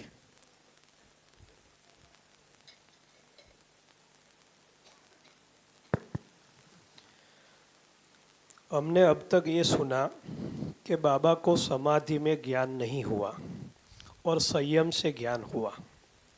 तो उनकी 20 साल की तपस्या समाधि की, उसके बाद 5 साल संयम किया। तो क्या आप ऐसा मानते हो कि कोई समाधि में न जाए और सिर्फ 5 साल का संयम कर ले और उसको होगा ही?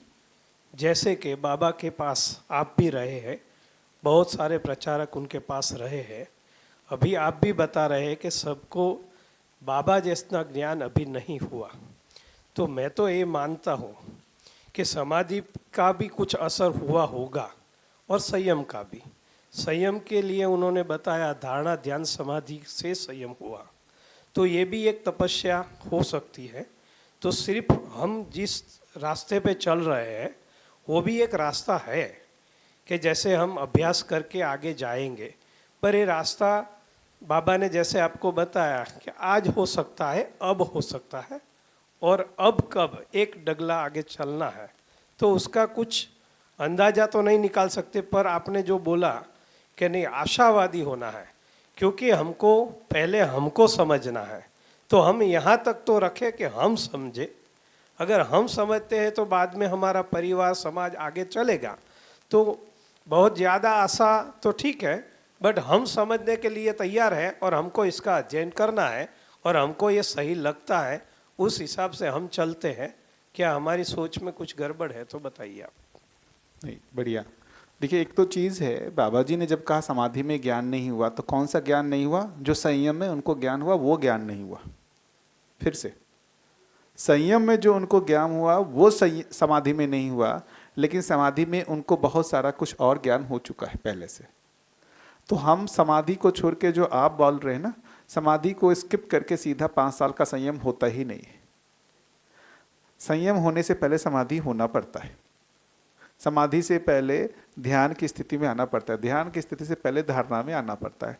तो वो जो विधि है उसको बोलते हैं अनुसंधान विधि, आविष्कारात्मक विधि।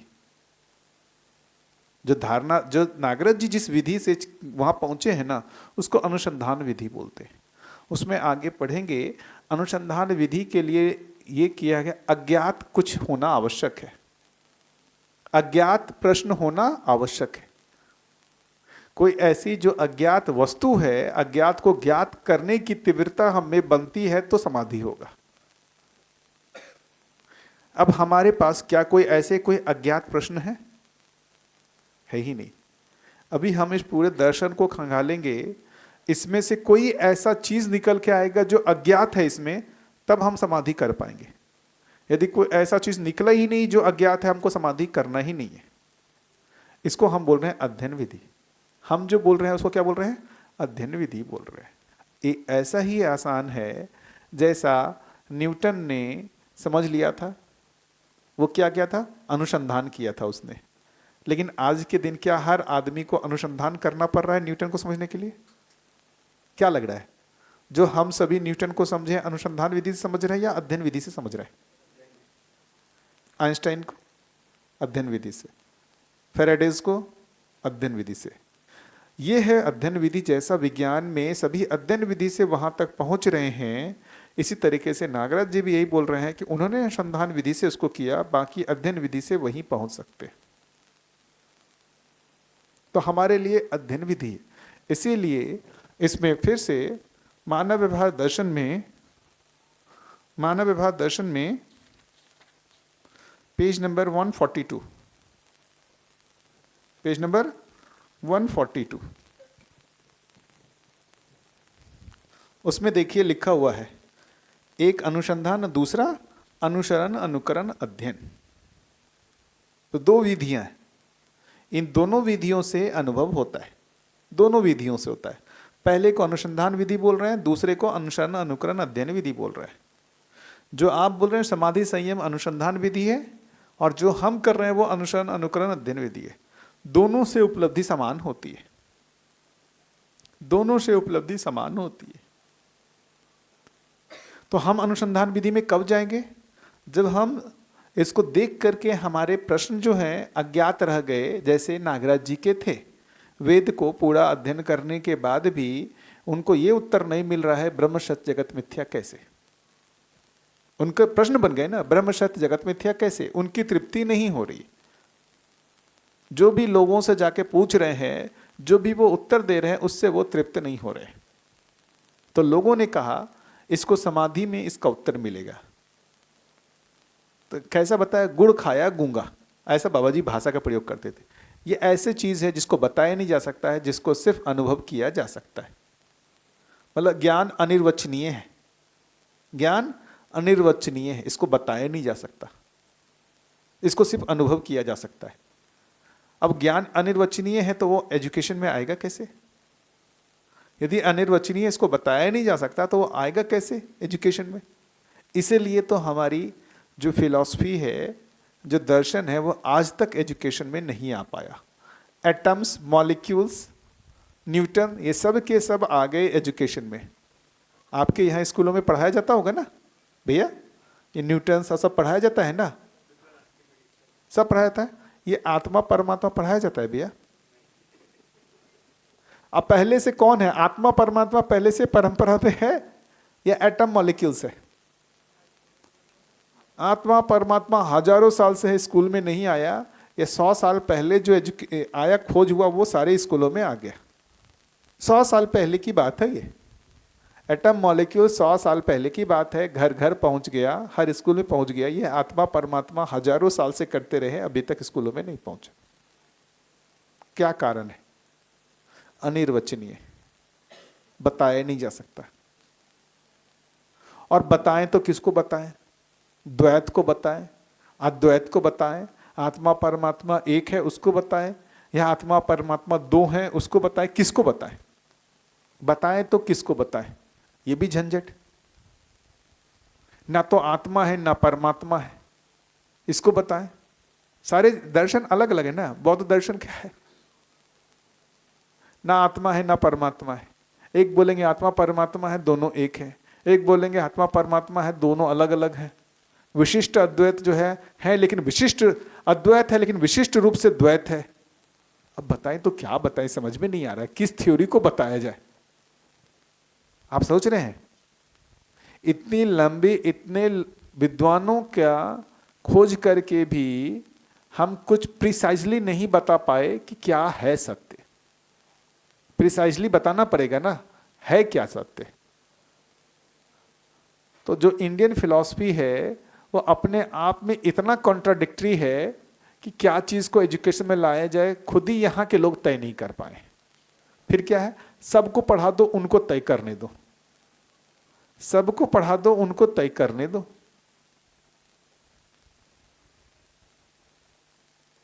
तो हमारे लिए जो नागराज जी बोल रहे हैं ये अध्ययन विधि की बात कर रहे हैं, है ना। और इस विधि से हमको करके पहले स्वयं में देखना पड़ेगा कि उपलब्धि होती है कि नहीं होती है। यदि उपलब्धि होती है, विश्वास बनता है, हम अपने आप दूसरों को बताने जाएंगे। जैसे मैं बोलूं, मैं इसको जितना भी किया हूं उपलब्धि होती है, मेरा विश्वास बन गया है अध्ययन विधि पे, वो बताऊंगा क्या चीज है, कैसे विश्वास बना है इस पे, लेकिन होती है। हमको ये समाधि संयम में जाने की आवश्यकता नहीं है, समाधि संयम में जाने की आवश्यकता नहीं है। हमारे पास जो है ये आ चुका है। अध्ययन की परिभाषा है ना, अधिष्ठान की साक्षी में अनुभव की रोशनी में किए स्मरण पूर्वक किए गए प्रयास को अध्ययन है। तो हमारे पास अनुभव की रोशनी आ चुकी है, नहीं रहती तो फिर हमको अनुसंधान करना पड़ता। क्योंकि अब अनुभव की रोशनी आ गई है तो पहले तो हमको इसको अध्ययन करना पड़ेगा। इस अध्ययन करके भी हमारी तृप्ति नहीं होती है, कुछ अज्ञात बना रह जाता है, तो हम अनुसंधान करेंगे। कुछ अज्ञात बना रहेगा तो अनुसंधान करेंगे, यदि अज्ञात बना हुआ नहीं रहेगा अनुसंधान नहीं करेंगे। ठीक है ये। और कुछ बताइए किन्हीं को कुछ और।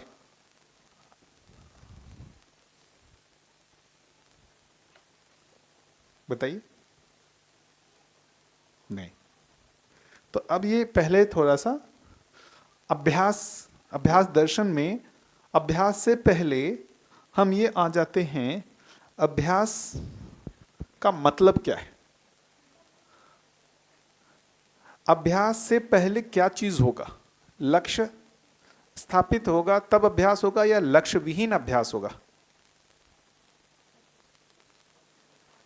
लक्ष्य स्थापित होगा तब ना अभ्यास करेंगे।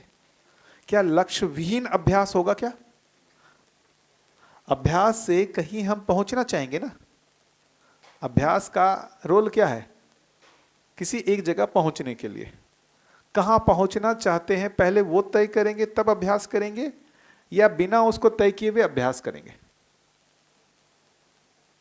जैसे सिंपल सी बात है, एक चीज देखते हैं, अभी भी है ना, संवेदनाओं को देखो, संवेदनाओं को देखो, संवेदनाओं को देखो। हम सीधा अभ्यास में चले गए, हम पहुंचना कहां चाहते हैं पहले ये तय करते हैं क्या। पहले ये तय करते हैं क्या, नहीं तय करते। हम पहुंचना कहां चाहते हैं, संवेदनाओं को देख करके हम पहुंचना कहां चाहते हैं, बताइए क्या लगता है, क्यों संवेदनाओं को देखना है।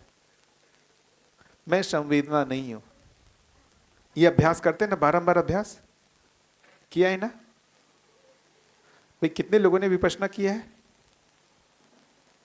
वहां है ना संवेदनाओं को देखना, वो अभ्यास है ना।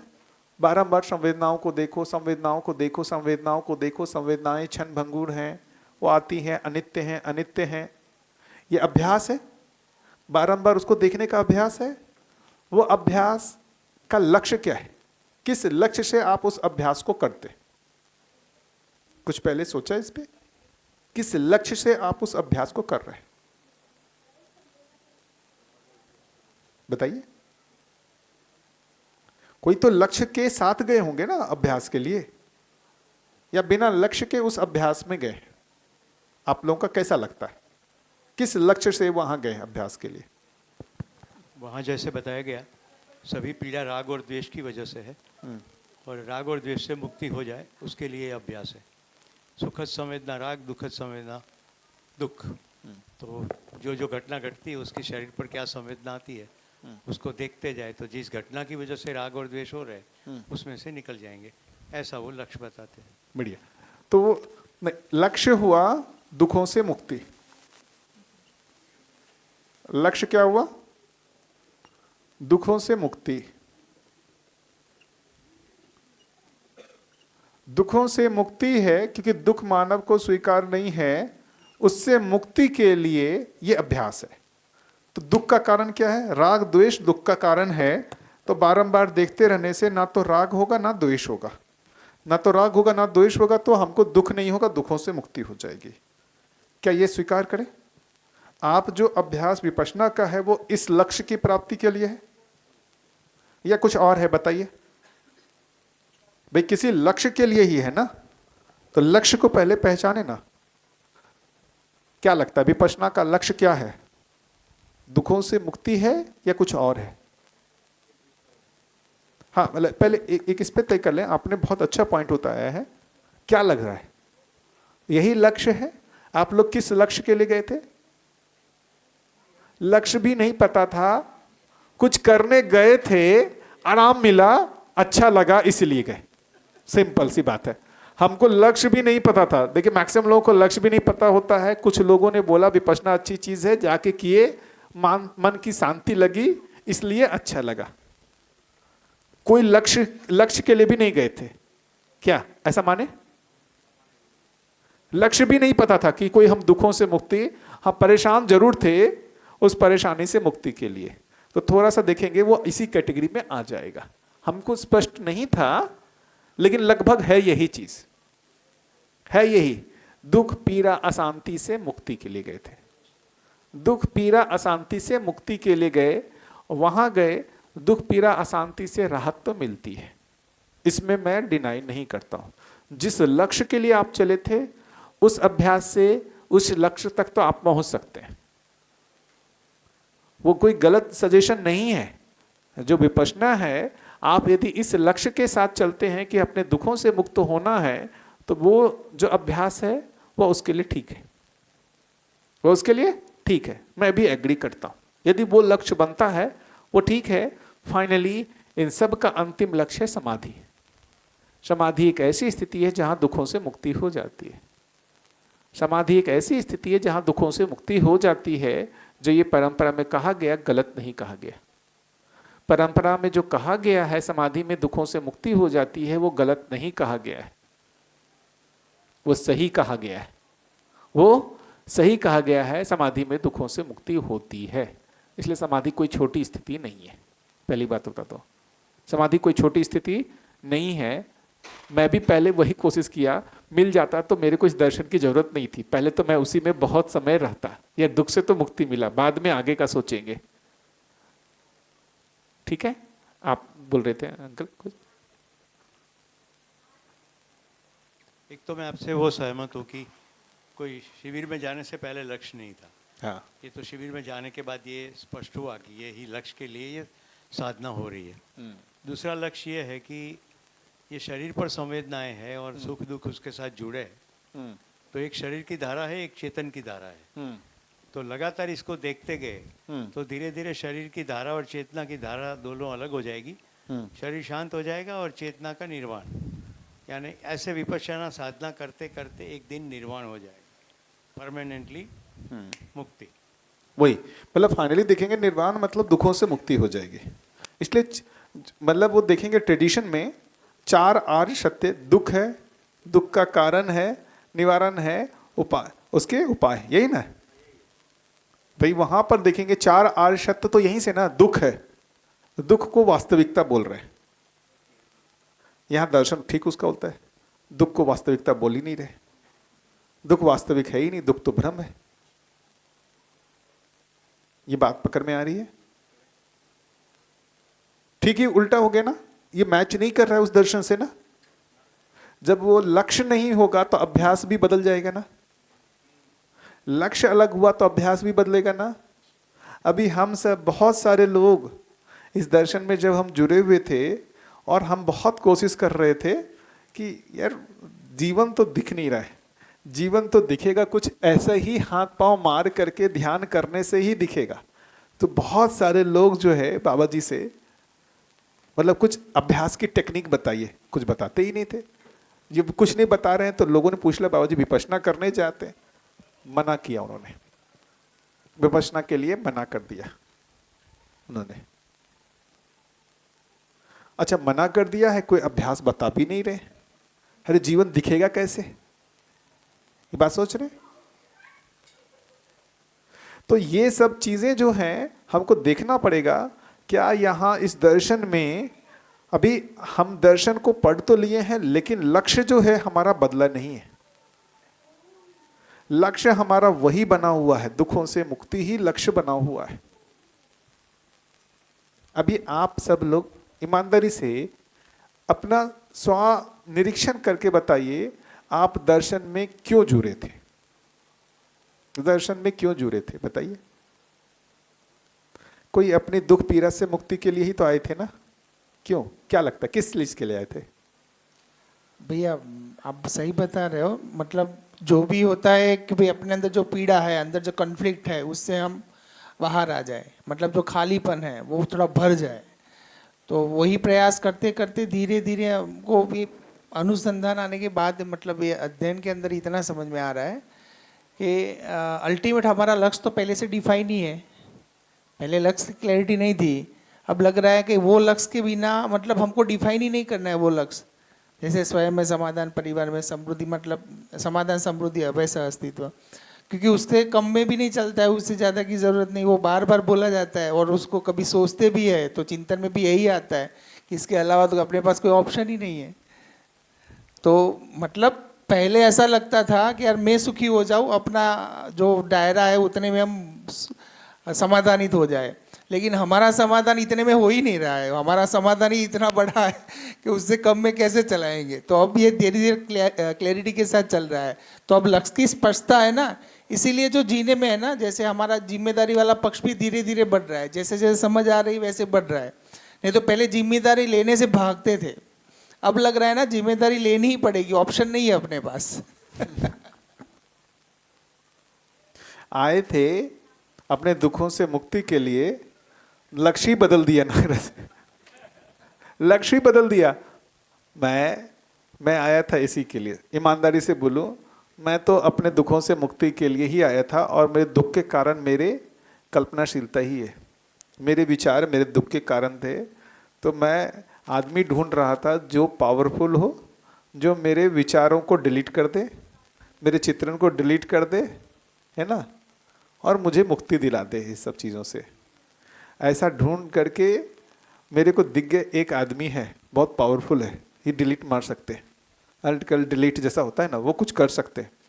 तो क्या उपाय है? भक्ति मार्ग का आदमी, बढ़िया सेवा करो। खूब बढ़िया, खूब सेवा करता था, खूब पैर दबाता था, खूब अच्छे से नहलाता था, भोजन कराता था, वो भी बहुत प्रसन्न रहते थे। ऐसी आशा बन गई जल्दी ही डिलीट हो जाएगा मेरा मामला, है ना, मेरे दुखों से मुक्ति मिल जाएगी।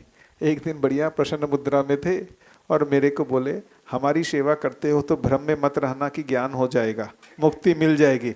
यदि मिलना होता तो सबसे पहले माता जी को मिलता है, उनको नहीं मिला तो किसी को नहीं मिलेगा।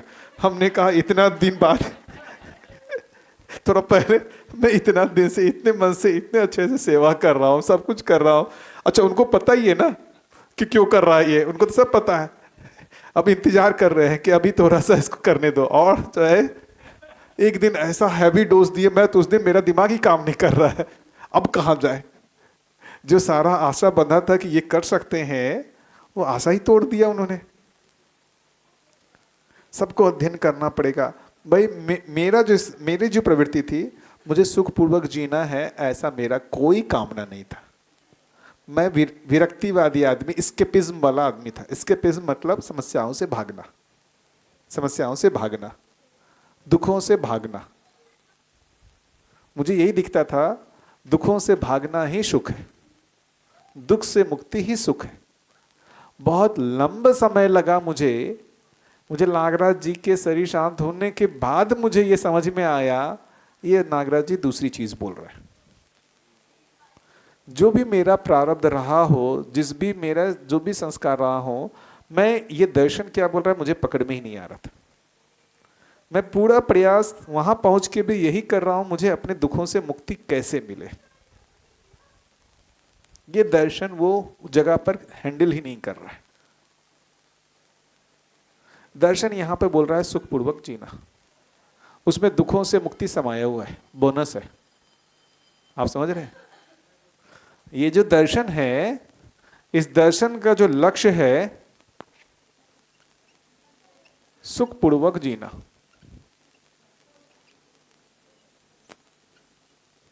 क्या इसमें ये समाया हुआ होगा कि नहीं होगा? होगा कि नहीं होगा?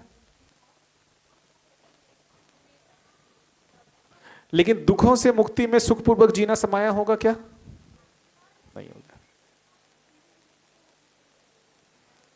इसलिए आज तक जितने भी फिलॉसफी आए, जितने भी दर्शन आए, वो सब स्वांता सुखाय के लिए ही लक्ष्य बना के चले।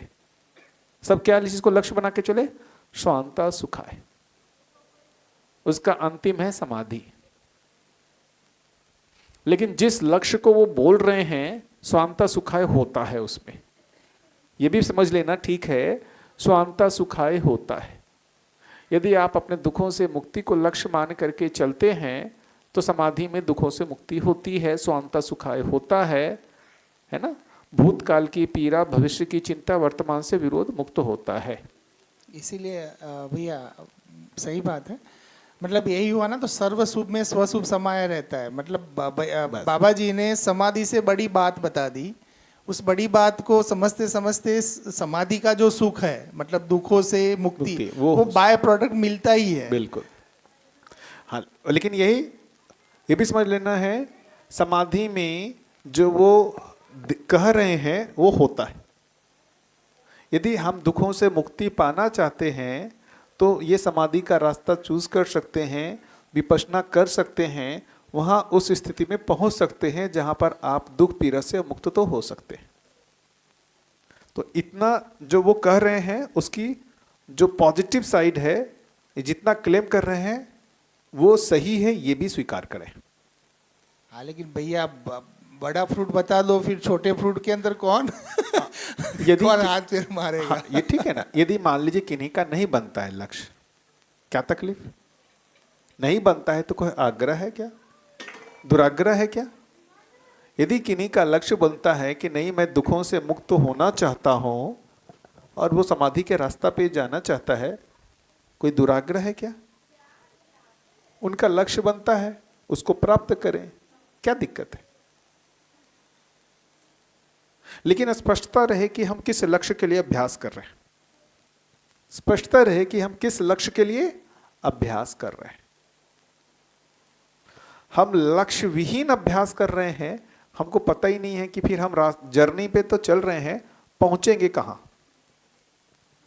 हम चल तो रहे हैं लेकिन गंतव्य को पता ही नहीं है, तो हम चलेंगे किस डायरेक्शन में? लक्ष्य ले ले सुखपूर्वक जीना, अभ्यास करें दुखों से मुक्ति का, मैच होगा क्या? लक्ष्य में ले रहे हैं सुखपूर्वक जीना और अभ्यास कर रहे हैं विपश्यना का, दुखों से मुक्ति का, बनेगा क्या? ये बनेगा क्या? नहीं बनेगा। तो मैं देखा हूं अच्छे अच्छे विपश्यना साधकों को, है ना, यहां भी देखा हूं दर्शन में, वो एक भाग में तो कर पाते हैं। क्या? जो भी वातावरण के दबाव से क्षुब्ध होना है उस जगह पर तो संतुलन पा सकते हैं, लेकिन न्याय को प्रमाणित नहीं कर पाते। न्याय को प्रमाणित नहीं कर पाते। दुखी नहीं हो रहे हैं लेकिन सुखपूर्वक दूसरों के साथ न्याय में जीने को प्रमाणित नहीं कर पाते। मतलब भैया सुबह आपने समझाया, वो संगीत मेहता नहीं आती है। नहीं आती, संगीत मेहता नहीं आता, न्याय नहीं पकड़ में, न्याय नहीं प्रमाणित होता है। स्वांता सुखाय में न्याय क्या प्रमाणित होगा? स्वांता सुखाय में न्याय क्या प्रमाणित होगा? शांता सुखाय में न्याय प्रमाणित नहीं होता, उसमें दूसरों के साथ जीने का स्वरूप ही निकल के नहीं आता। तो ये पहली बात तो इतना हमको समझना पड़ेगा कि ये दर्शन का जो लक्ष्य बोल रहा है वो लक्ष्य ही अलग है। लक्ष्य ही अलग है, इसलिए यहां हमारा समाधि लक्ष्य ही नहीं बनता। समाधि हमारा लक्ष्य ही नहीं बनता। दुखों से मुक्ति है तो समाधि लक्ष्य बनेगा। इच्छा विचार आशा को चुप करना ही समाधि है। इच्छा विचार आशा चुप होगी तो दुखों से मुक्ति हो जाएगी। इच्छा विचार आशाएं ही हमारे दुख का कारण है। हमारे में सारे राग द्वेष क्या है? इच्छा विचार आशा के कारण है। हमारे इच्छा विचार आशाएं चुप हो गई, हमारे दुखों से मुक्ति हो जाएगी। लेकिन ये दर्शन उस लक्ष्य को नहीं कह रहा। कहीं पर भी देखेंगे दुखों से मुक्ति जो है वो लक्ष्य है। मानव धर्म बराबर सुख, मानव धर्म बराबर सुख। कहीं कहा गया मानव धर्म बराबर दुखों से मुक्ति? कहीं कहा गया मानव धर्म बराबर दुखों से मुक्ति है क्या? नहीं, मानव धर्म बराबर सुख। एकदम डिफरेंट हो गया ना। एक बोल रहे हैं सत्य क्या है? दुख सत्य है, ये संसार दुखालय है। एक बोल रहे हैं दुख क्या है? भ्रम है, सुख सत्य है। किसको सही माना जाए? किसको सही माना जाए बताइए? अपने लक्ष्य को, दुखों से मुक्ति को लक्ष्य बनाया जाए या सुखपूर्वक जीने को लक्ष्य बनाया जाए? दुखों से मुक्ति लक्ष्य बनता है तो उसका लक्ष्य बनेगा वातावरण के दबाव से मुक्त हो जाना। संगीत मेहता लक्ष्य नहीं बनेगा। सुखपूर्वक जीना यदि लक्ष्य बनता है, वातावरण के दबाव से मुक्त होना, साथ ही उस वातावरण के साथ संगीत मेहता को प्रमाणित करना, ये उसमें एडिशनल लक्ष्य बनेगा। वो उसमें ये एडिशनल लक्ष्य बनेगा। दुखों से मुक्ति में ये संगीत मेहता प्रमाणित करना लक्ष्य नहीं बनेगा। तो कितने लोगों को जी ये पहले एक लगता है कि ये हमारा लक्ष्य शिफ्ट हुआ है, दुख से मुक्ति की जगह सुखपूर्वक जीना जो है हमारा लक्ष्य बना है। मेरा तो बहुत समय लगा इस शिफ्टिंग होने में, बहुत समय लगा।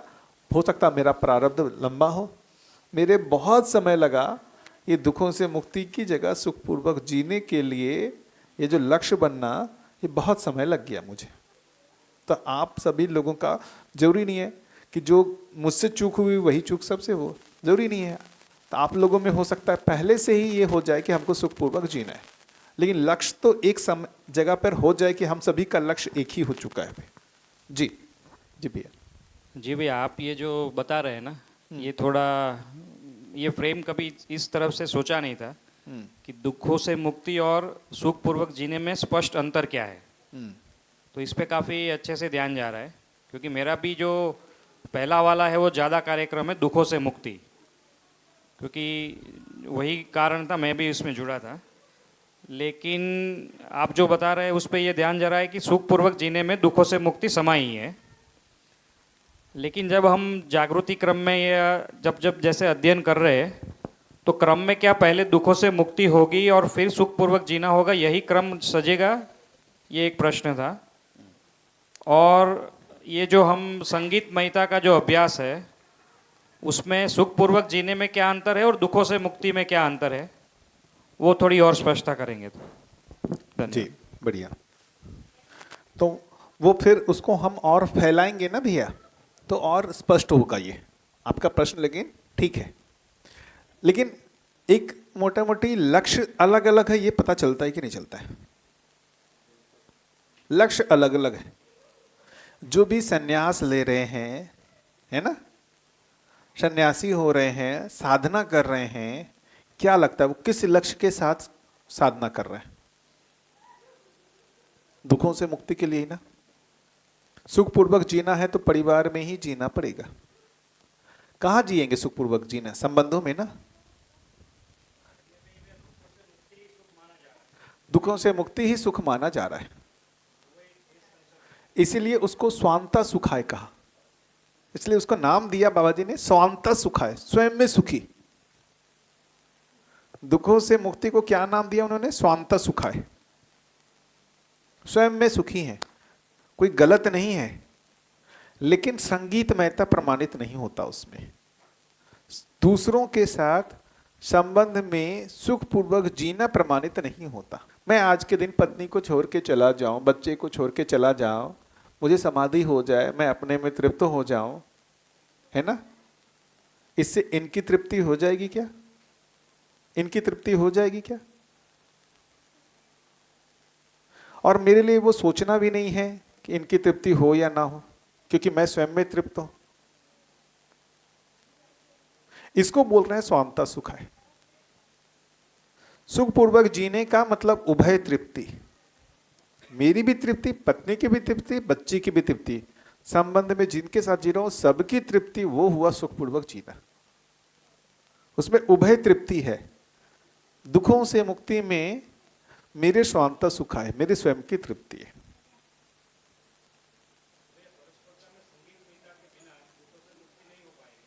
नहीं, यही तो कह रहा हूं मैं। समाधि एक स्थिति है जहां परस्परता में संगीतमयता है ही नहीं। मैं अपने में लॉक हो गया, मेरी इच्छा विचार आशाएं ही चुप हो गई। देखिए, मेरी इच्छा विचार आशाएं ही चुप हो गई। वो नियति विरोधी है। नियति विरोधी का, इसको आराम से समझे, नियति विरोधी का मतलब क्या है? फाइनली उसमें हमने अस्तित्व को ही नकार दिया। आप हो ही नहीं। अरे दुख तो तब माने जब मैं आपके अस्तित्व को मानता हूं। आपका अस्तित्व नहीं, मेरा अस्तित्व नहीं, दुख किस बात का? तो मैं अपने चित्रण में क्या बना लिया? ना तो आपका अस्तित्व है, ना मेरा अस्तित्व है। संसार में कुछ है ही नहीं, ये सब माया है। जिससे दुखी हो रहे हैं वो है ही नहीं। जिस पत्नी से मैं दुखी हो रहा हूं वो पत्नी है ही नहीं, वो तो मेरी कल्पना है। जिस पत्नी से, ये देखिए गंभीर बात, जिस पत्नी से मैं दुखी हो रहा हूं वो पत्नी है ही नहीं, वो तो माया है। जैसे स्वप्न में माया है ना, स्वप्न में मुझे जो दिखता है वो होता नहीं ना, लेकिन वो कब लगता है, पता चलता है जब स्वप्न से जागते हैं। तो ये भी एक माया है। आंख खोल करके आप हो ही नहीं, पत्नी है ही नहीं, बच्ची है ही नहीं, ये तो मेरा कल्पना है कि मुझे वो दिखते हैं, उनका अस्तित्व ही नहीं है। यदि मैं इसको चित्रित कर लूं कि इनका अस्तित्व ही नहीं है, तो संबंध की बात ही कहां रह जाती है? संबंध तो तब आएगा ना जब वो है और मैं हूं। ना वो है ना मैं हूं, एकमात्र सत्य ब्रह्म है, या वो भी नहीं है, कुछ है ही नहीं। भाई बुद्धिज्म में अनात्मवाद, अनिश्वरवाद, ना आत्मा है ना ईश्वर है। अद्वैत में सिर्फ एक ईश्वर है, बाकी है ही नहीं। इस दोनों स्थिति में यदि मैं स्वीकार लेता हूं और उसके अनुरूप मेरा इच्छा विचार आशा सज जाता है, मुझे दुख होगा क्या? तो भैया इसका मतलब ये भी हुआ कि दर्शन में जब हम अध्ययन अभ्यास कर रहे हैं, तो अगर उसका लक्ष्य दुखों से मुक्ति है तो वो हम दर्शन को सही समझ के नहीं कर रहे, ऐसा हो गया। और शायद इसका उपाय इसमें है भी नहीं। इसका उपाय तो सुखपूर्वक जीना ही है। अगर हम इस लक्ष्य को चलते हैं तो फिर हमारा रास्ता गलत है, ऐसा मान सकते हैं अध्ययन, ये दर्शन की रोशनी में? मतलब उसमें अभी दर्शन को और पठन करना चाहिए और श्रवण करना चाहिए। हुआ क्या है, हमारे पूर्व जो भी प्रवृत्तियां संस्कारवश हम में वो गहरा बैठा हुआ है दुखों से मुक्ति का, वो अभी बदला नहीं है। समय लगेगा, बदल जाएगा। मेरे में बहुत लंबा समय लगा। जरूरी नहीं है कि सभी में एक समान ही हो भैया। आपको हमको हो सकता है समय ज़्यादा लग गया, क्योंकि हम पुराने उस तरीके के विरक्तिवादी परंपरा से रहे होंगे, भक्ति विरक्ति परंपरा के हम रहे होंगे, इसलिए हमारा गहरा जो है अभ्यास बना हुआ है दुखों से मुक्ति का। कोई भी बारंबार सुखपूर्वक जीना, अरे यार दुखों से मुक्ति, सुखपूर्वक जीना नहीं, दुखों से मुक्ति, बारंबार हमारा ये हो सकता है। लेकिन यही मैं इस शरीर यात्रा का मैं ये उपलब्धि मानता हूं कि मेरी लंबे कई शरीर यात्राओं से जो मेरा लक्ष्य बना हुआ था दुखों से मुक्ति, इस शरीर यात्रा में बदल गया। कई शरीर यात्राओं से मेरा लक्ष्य यही था दुखों से मुक्ति। इस शरीर यात्रा में आकर के आदरणीय नागराज जी के संपर्क में इस दर्शन के मध्यस्थ दर्शन को पढ़ने से, अध्ययन करने से मेरा लक्ष्य बदल गया है। अब मैं सुखपूर्वक जीना चाहता हूं और इस शरीर यात्रा, कई शरीर यात्रा जीना चाहता हूं, प्रमाणित होना चाहता हूं। चाहे 1 जन्म लगे, 10 जन्म लगे, 50 जन्म लगे, चिंता नहीं है।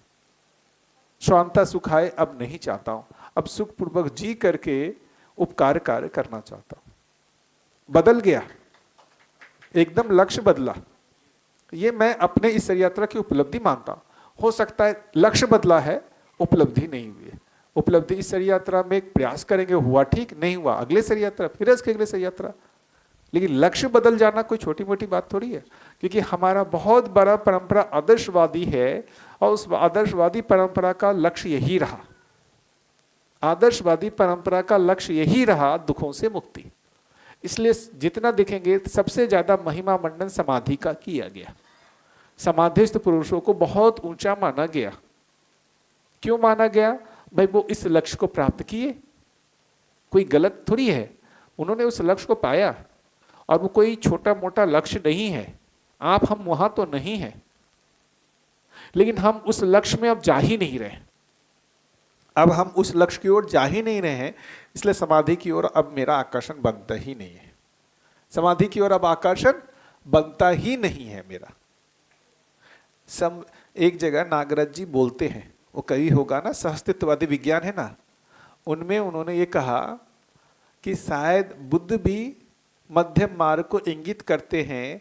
उनके अनुसार संवेदनाओं को देखते रहने से हम दृष्टा पद में आ जाते हैं, ऐसा उन्होंने नाम लेके कहा। उन्होंने बोला फिर इसका हमारे अनुसार संज्ञानीयता पूर्वक संवेदनाएं जब नियंत्रित होती हैं तो हम संज्ञानीयता के दृष्टा होते हैं। नाम लेके कहा कि उनके अनुसार, बुद्ध के अनुसार संवेदनाओं को देखते रहने से हम दृष्टा पद में आ जाते हैं।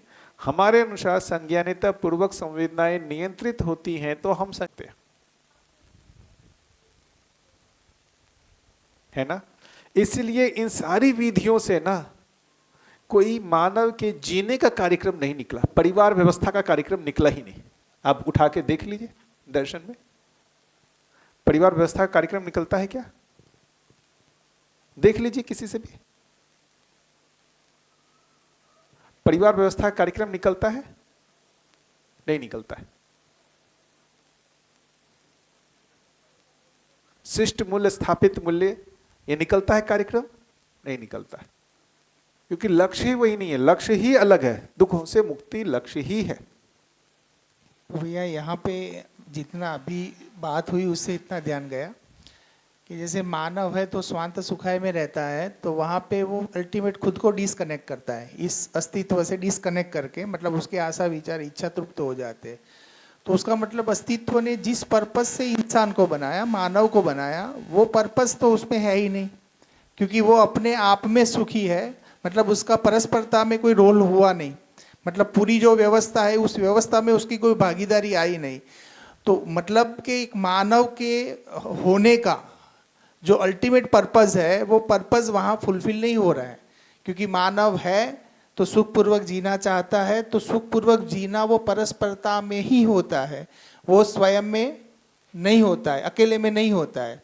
तो उसकी परस्परता से ही वो निरंतर सुखी होने की संभावना है। मतलब जब तक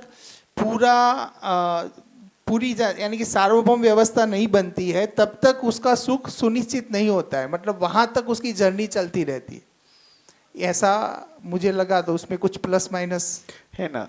देखिए वो नियति विरोधी तो कहते ही हैं, समाधि नियति विरोधी है, मतलब जो इसमें पूर्ण क्रियाशीलता की जगह उस क्रिया को ही लॉक कर देना है ना। लेकिन इसमें दिक्कत क्या है? कोई तकलीफ नहीं है भाई। देखिए यही है जो सही होगा उसी की परंपरा बनेगी। समाधि की बात आज से नहीं हो रही है, हजारों साल से हो रही है। क्या समाधि की परंपरा बन गई? नहीं। क्या समाधि की परंपरा बन गई? क्या सबको समाधि हो जाएगा? नहीं होगा। यदि सबको समाधि हो जाता, यदि वो सहज होता तो सबको हो गया होता, लेकिन उसकी परंपरा नहीं बनी। परंपरा तो जो नियति विधि से है उसी की परंपरा बनेगी। तो परंपरा तो इसी की बनेगी, सुखपूर्वक जीने की बनेगी। समाधि की परंपरा नहीं हो सकती। और हर व्यक्ति यदि समाधि हो जाए तो मानव जाति का ही इस धरती से खत्म हो जाए। भाई मानव जाति ही खत्म हो जाएगा ना। तो समाधि लक्ष्य ही नहीं बनता। परंपरा में समाधि को बहुत बड़ा लक्ष्य, महासमाधि, समाधि ऐसा कहता है, बहुत सारी चीजें कहेंगे। लेकिन हमको ये स्पष्ट होना है इस दर्शन को पढ़ने के बाद, हमारा ये लक्ष्य नहीं है। दुखों से मुक्ति हमारा लक्ष्य नहीं है। हमारा लक्ष्य क्या है? सुखपूर्वक जीना। देखिए बारंबार मैं जो अभी इस पर और खोलेंगे अभ्यास को ना, बहुत इंटरेस्टिंग है ये। वहां क्या करना है? अपनी इच्छा विचार आशाओं को चुप करना है, यह अपनी इच्छा विचार आशाओं को सही करना है। सत्यपूर्ण इच्छा, धर्मपूर्ण विचार, न्यायपूर्ण व्यवहार। वहां पर सारी इच्छाओं को खत्म करना, सारे विचारों को खत्म करना, सारे आशा को खत्म करना, ये है ही नहीं यहां पे लक्ष्य, एकदम ही अलग लक्ष्य है उसका। तो पहले ये स्थिर हुआ क्या हमारा, क्योंकि अभ्यास की बात तो तब आएगी जब हमारा लक्ष्य स्थिर होगा। आप कुछ अलग लक्ष्य माने हुए हो, मैं कुछ अलग लक्ष्य माना हुआ हूं, उसके बाद अभ्यास करने जाएंगे तो मिक्सिंग होगा ना। आप क्या अभ्यास करना चाह रहे हो, मैं क्या अभ्यास करना चाह रहा हूं, दोनों में एक रूपता नहीं रहेगी।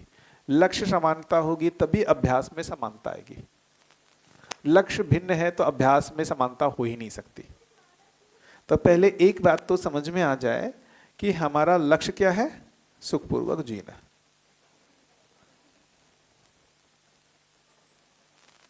है ना। जैसे भैया जी, मैं लास्ट आई थिंक 20-25 मिनट से बोलने की ट्राई कर रहा हूँ, थोड़ा स्ट्रक्चर बना रहा था कैसे बोलूँ। तो सुरेश भाई ने जब बोला और फिर आपने इस वाक्य को कुछ 3 शब्दों में बोल दिया, दुखों से मुक्ति। तो अगर मैं खुद को देखता हूँ, मैं खुद की यात्रा को हमेशा देखता रहता हूँ कि मैं कहाँ पे हूँ। तो मुझे लगता है जब विपश्यना मैंने भी किया, मैं 2 विपश्यना करके आया, तो मुझे ऐसा लगता था कि purpose of the life shouldn't be like you know कि भाई मैं काम कर रहा हूँ, सो रहा हूँ और बस कुछ और कर ले रहा हूँ जब भी समय मिले। तो ये तो पर्पस नहीं हो सकता। तो वहाँ से कुछ मालूम चला और फिर खाली पर्पस तो वर्ड इंग्लिश में मालूम था, लेकिन उसको लक्ष्य और लक्ष्य से दुखों की मुक्ति, जैसे अभी विवेक भाई ने बोला कि हम ऐसे तो नहीं देख पाते। अभी समझ में आता है कि दुखों से मुक्ति ही मुझे लगता है लक्ष्य था, तब ऐसे हम जुड़े विपश्यना में। और वहां से अभी सुखपूर्वक जीने की बात चल रही है। तो अभी यहाँ पे मुझे अगर मैं डिफरेंसेस देखूं तो मुझे क्लियरली समझ में आ रहा है, क्योंकि मैं अभी 4-5 साल से जीवन विद्या, मध्यस्थ दर्शन, उसकी सूचनाएं थोड़ी बहुत मिली, तो उसमें ऐसा लग रहा है। बाकी उसके मिलने के बावजूद भी अभी भी लग रहा है कि हम दुखों से मुक्ति के कारण ही हैं, जैसा आप आज बोल रहे हो तो लग ही रहा है क्लियरली। लेकिन सुखपूर्वक जीना क्या है, तो अभी विवेक भाई भी बोल रहे थे ना कि आप थोड़ा और डिफरेंसेस बताओ। तो मुझे ऐसा लग रहा है भैया, दुखों से मुक्ति मुझे लगता है that is all about individual की बात चल रही है। लेकिन सुखपूर्वक जीना है ना, मुझे लगता है वो अब मैं आज देख पाता हूं, मुझे लगता है उसमें मैं ऐसे मुझे जीना है कि जहां पे व्यवस्था भी सुखपूर्वक जीने की हो।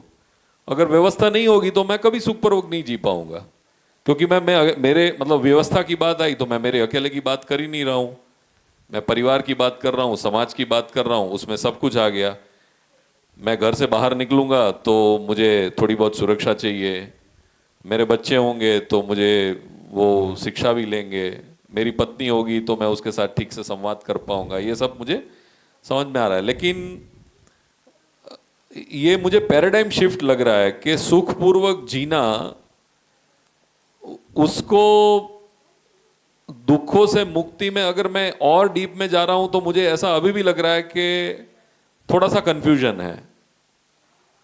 तो और थोड़ा भैया ऐसा ब्लैक एंड व्हाइट नहीं लग रहा है, थोड़ा बढ़िया। हाँ और चर्चा करते हैं इस पर। हाँ भैया मैं एक नहीं अपनी बात रखना चाहता हूँ। जैसे दुखों से मुक्ति मतलब उसमें हम इंडिविजुअल हैं, और सुखपूर्वक जीना उसमें हम इंडिविजुअल नहीं है, हम साथ साथ है, ऐसा कुछ है ना। थोड़ा और एक्सप्लोर करते हैं।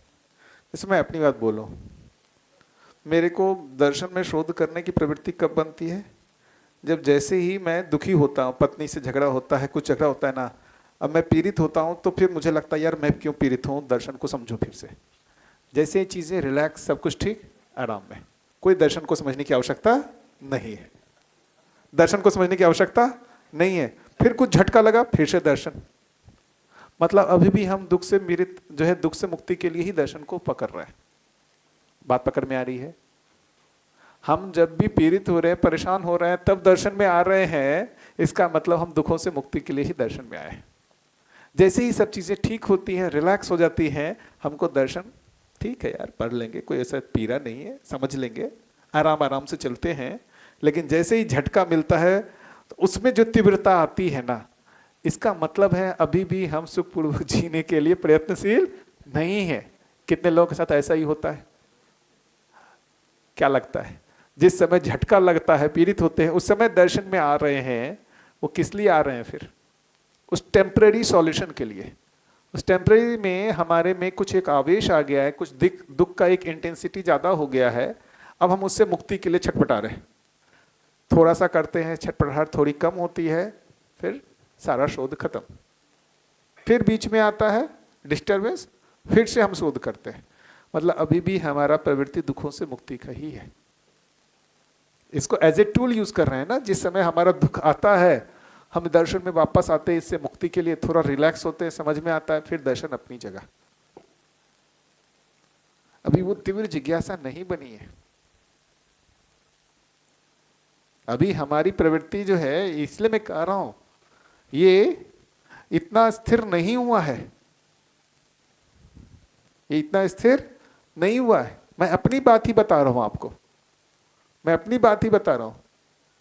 वो इतनी जल्दी खत्म हो गया ऐसा थोड़ी है, वो बना हुआ है। अभी भी झटका लगता है, सब कुछ होता है तो तुरंत मेरा जो है दर्शन में कहाँ न्याय लिखा हुआ, यार समझो थोड़ा सा क्या दिक्कत हो रहा है, नहीं हो रहा है, थोड़ा बहुत समझ में आया, स्थापित कर लिया, रिलैक्स, वापस पुस्तक बंद। क्या कहा जाए उस स्थिति को? क्या कहा जाए? हम दुखों से मुक्ति के लिए जुड़े हुए हैं या सुखपूर्वक जीने के लिए? बताइए। दुखों से मुक्ति के लिए ना। बीच बीच में इंपल्स आता है ना, दुख का इंपल्स आता है, उससे मुक्ति के लिए दर्शन में आते हैं, परिचय शिविर में जाते हैं, कहीं पर भी जाते हैं, हाँ या ना? कितने लोगों को लगता है उनके साथ ऐसा होता है? बताइए। उस दर्शनों का अध्ययन करने के लिए रुचि जैसी स्थिति बनती है तभी ना आते हैं। क्या ठीक लगता है कि नहीं लगता है? इसका मतलब अभी भी हमारा लक्ष्य क्या है? दुख पीड़ा से मुक्ति ही है। सुखपूर्वक जीना हमारा लक्ष्य नहीं बना है। ऐसा ना कहा जाए, आंशिकता में बना है, पूरा नहीं बना है, तीव्रता नहीं आई है। हमारे में जो तीव्रता बनती है किस समय? जब दुख होता है उस समय जो उससे मुक्त होने की तीव्रता जो बनती है, वैसा सुखपूर्वक जीने की तीव्रता नहीं बनी है। वैसा सुखपूर्वक जीने की तीव्रता नहीं बनी है। सुखपूर्वक जीने की तीव्रता का मतलब प्रमाणित होने की तीव्रता नहीं बनी है। इसी को मैं दूसरे तरीके से कहूं कि दो तरीके की चेतना की बात की गई। एक की बात कर रहे हैं विकसित चेतना,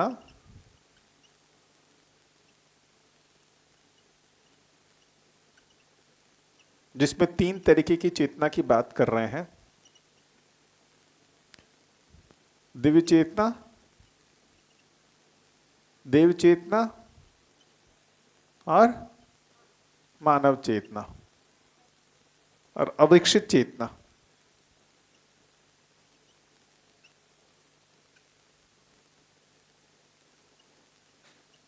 पशु मानव, राक्षस मानव। अब ये दोनों में देखें, हमारा प्रयास हमेशा क्या रहता है? ये जिस अविकसित चेतना से हम परेशान हैं, हम उससे मुक्त होना चाहते हैं।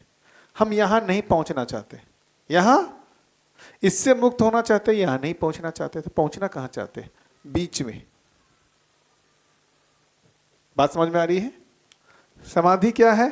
उसमें मानव चेतना, देव चेतना, दिव्य चेतना का प्रमाण नहीं है, अविकसित चेतना नहीं है। ना तो विकसित चेतना का प्रमाण है, ना ही अविकसित चेतना का प्रमाण है। दोनों के बीच की स्थिति है।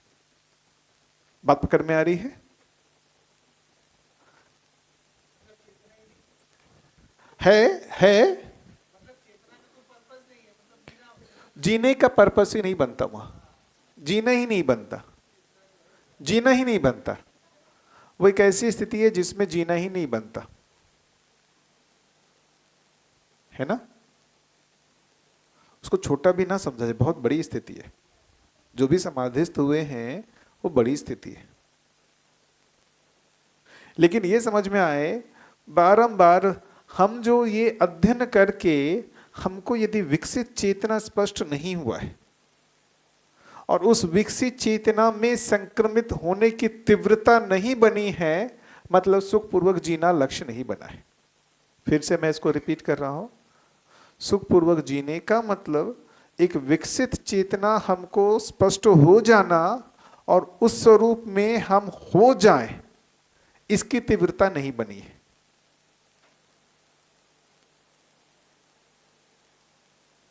फिर से इसको सुन लेना चाहिए।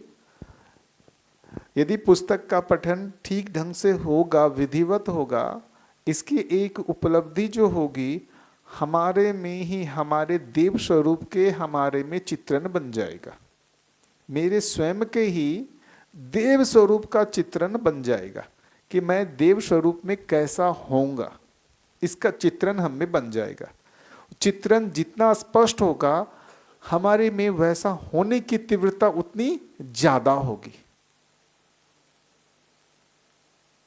पकड़ में आ रही है मेरी बात? यदि हमने दर्शन को ठीक ढंग से नहीं पढ़ा है, हमारे में विकसित चेतना चित्रित नहीं हुई है, विकसित चेतना चित्रित नहीं हुई है, तो कामना इतनी रहेगी हम अपने अविकसित जो भी चेतना है इससे मुक्ति कैसे पाए। अपनी अविकसित चेतना से मुक्ति पाना ही हमारा लक्ष्य बनेगा, विकसित चेतना से युक्त होना हमारा लक्ष्य नहीं बनेगा। हमारा भ्रम से मुक्ति लक्ष्य बनेगा, जागृति लक्ष्य नहीं बनेगा। हमारे अविकसित चेतना से हम हमारे जो भ्रमित इच्छा है, भ्रमित विचार हैं, इनसे मुक्ति ही हमारा लक्ष्य बनेगा। हमारा सत्यपूर्ण इच्छा, धर्मपूर्ण विचार से स्थापित हो जाए, ये लक्ष्य नहीं बनेगा।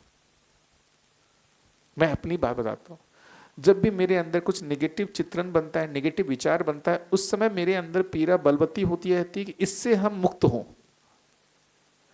लेकिन जिस समय ये नहीं है, उस क्षण हम में ये नहीं है कि मैं ये सत्यपूर्ण इच्छा, धर्मपूर्ण विचार से युक्त हो जाऊं।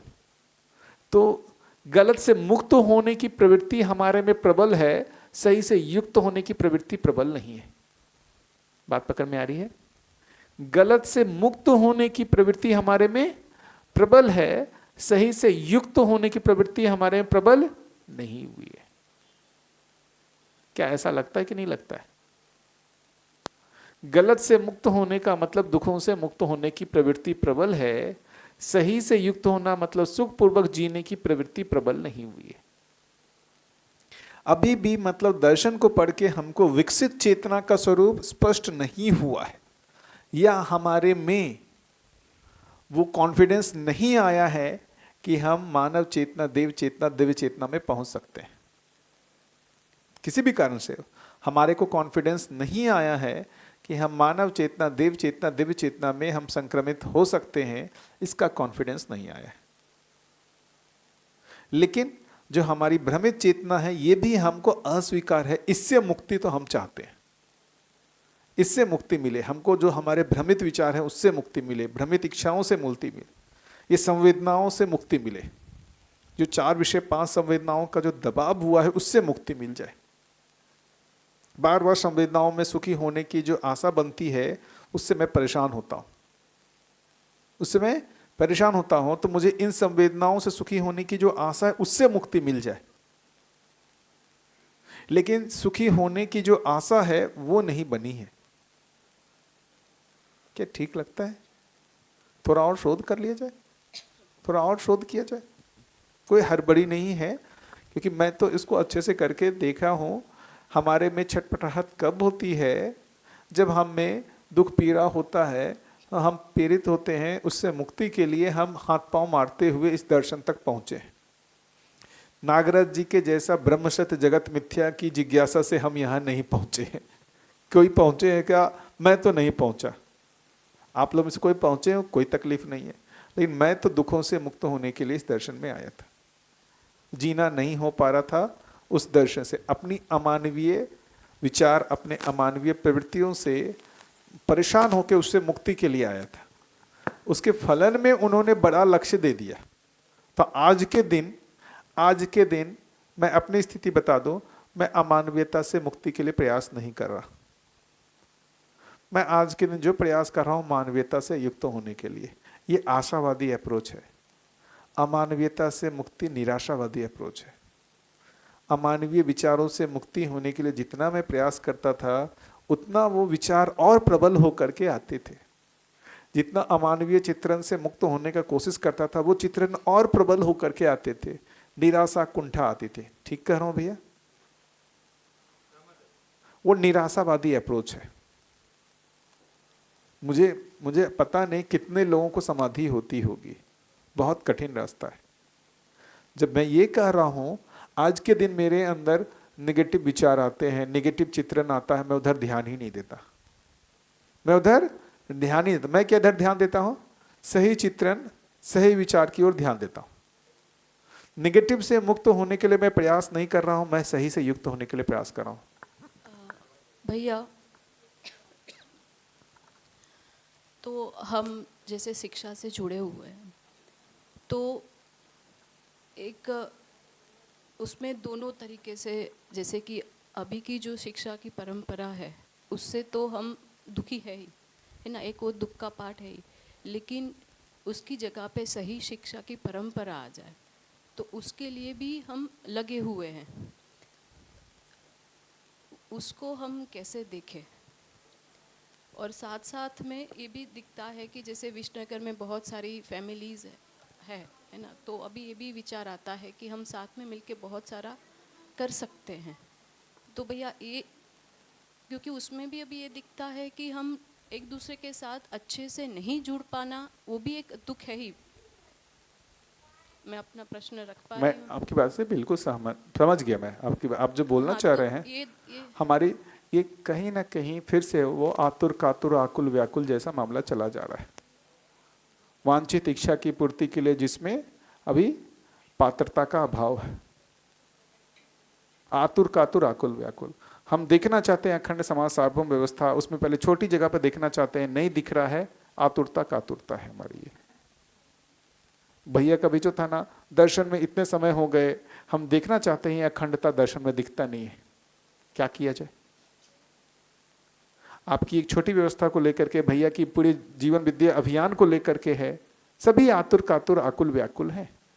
तो इन सभी चीजों पे हम करेंगे, हमको अपनी जिम्मेदारी पहले देखनी पड़ेगी। हम यदि अपनी जिम्मेदारी को नहीं देखते हैं, पूरे प्रोसेस को नहीं समझते हैं कि किस विधि से होगा, और हम फाइनल फल चाहते हैं। ये था भैया कि ये जो दृष्टिकोण है वो, जैसे कि अभी मैं खुद में जांच रही हूँ कि ये जो, जैसे मेरा बहुत मन कर रहा है कि मेरा पूरा दिन ऐसे चला जाए कि मैं अच्छे से अच्छा कैसे कर पाऊँ, है ना, तो ये मैं दुख से मुक्ति करके मेरे में वो चल रहा है कि मैं सुखपूर्वक जीने के लिए मैं लगूँ, मैं ऐसे में, ये मेरा क्वेश्चन है। देखिए, एक बहुत बढ़िया जो चीज़ है अप्रोच, दुखों से मुक्ति के लिए प्रयास करने की जगह सुखों से युक्त होने के लिए प्रयास करना है। अपने नेगेटिव विचार, नेगेटिव चित्रण, उससे मुक्त होने की जगह सही विचार, सही चित्रण से युक्त होने के लिए प्रयास करना। आज के दिन मैं जो जगह जगह जा कर के शिविर लेता हूँ, मैं इसमें बहुत उत्साहित रहता हूँ। क्यों? हमेशा पॉजिटिव बातचीत करना, नेगेटिव का बातचीत ही नहीं है, हमेशा पॉजिटिव बातचीत होती है, मेरा उत्साह बना रहता है। मैं तो यही सोचता हूँ, ये इन लोग सोम भैया, योगेश भैया, साधन भैया है ना, इन लोगों ने अपने लिए कितना बढ़िया कार्यक्रम निकाल लिया। पूरे समय सही की बातचीत करना, इससे स्वयं में उत्साह बना रहता है, पॉजिटिविटी बनी रहती है। सही की ओर ध्यान देते हैं, हमारे अंदर पॉजिटिविटी बनी रहती है। सही छूट करके निगेटिव हम बहुत विश्लेषण करते हैं ना, निराशा कुंठा होती है। निगेटिव की समीक्षा हम बहुत ज्यादा कर लेते हैं, उसमें निराशा कुंठा हो जाता है। सही को जैसे पकड़ते हैं उत्साह बनता है, आशावादी अप्रोच आ जाता है। तो अभी ब्रेक का टाइम हो गया है, अपन इस पे और चर्चा बढ़ाते हैं, है ना दीदी? हम इसी प्रश्न से स्टार्ट करेंगे। मैं समझ गया, है ना? अभ्यास तो आगे आएगा, पहले लक्ष्य को तो स्थिर कर लेना, है ना? कर लेते हैं। ये ब्रेक का हो गया समय, 4 बज गए, तो ब्रेक लेते, 15 मिनट बाद फिर इसी से स्टार्ट करेंगे।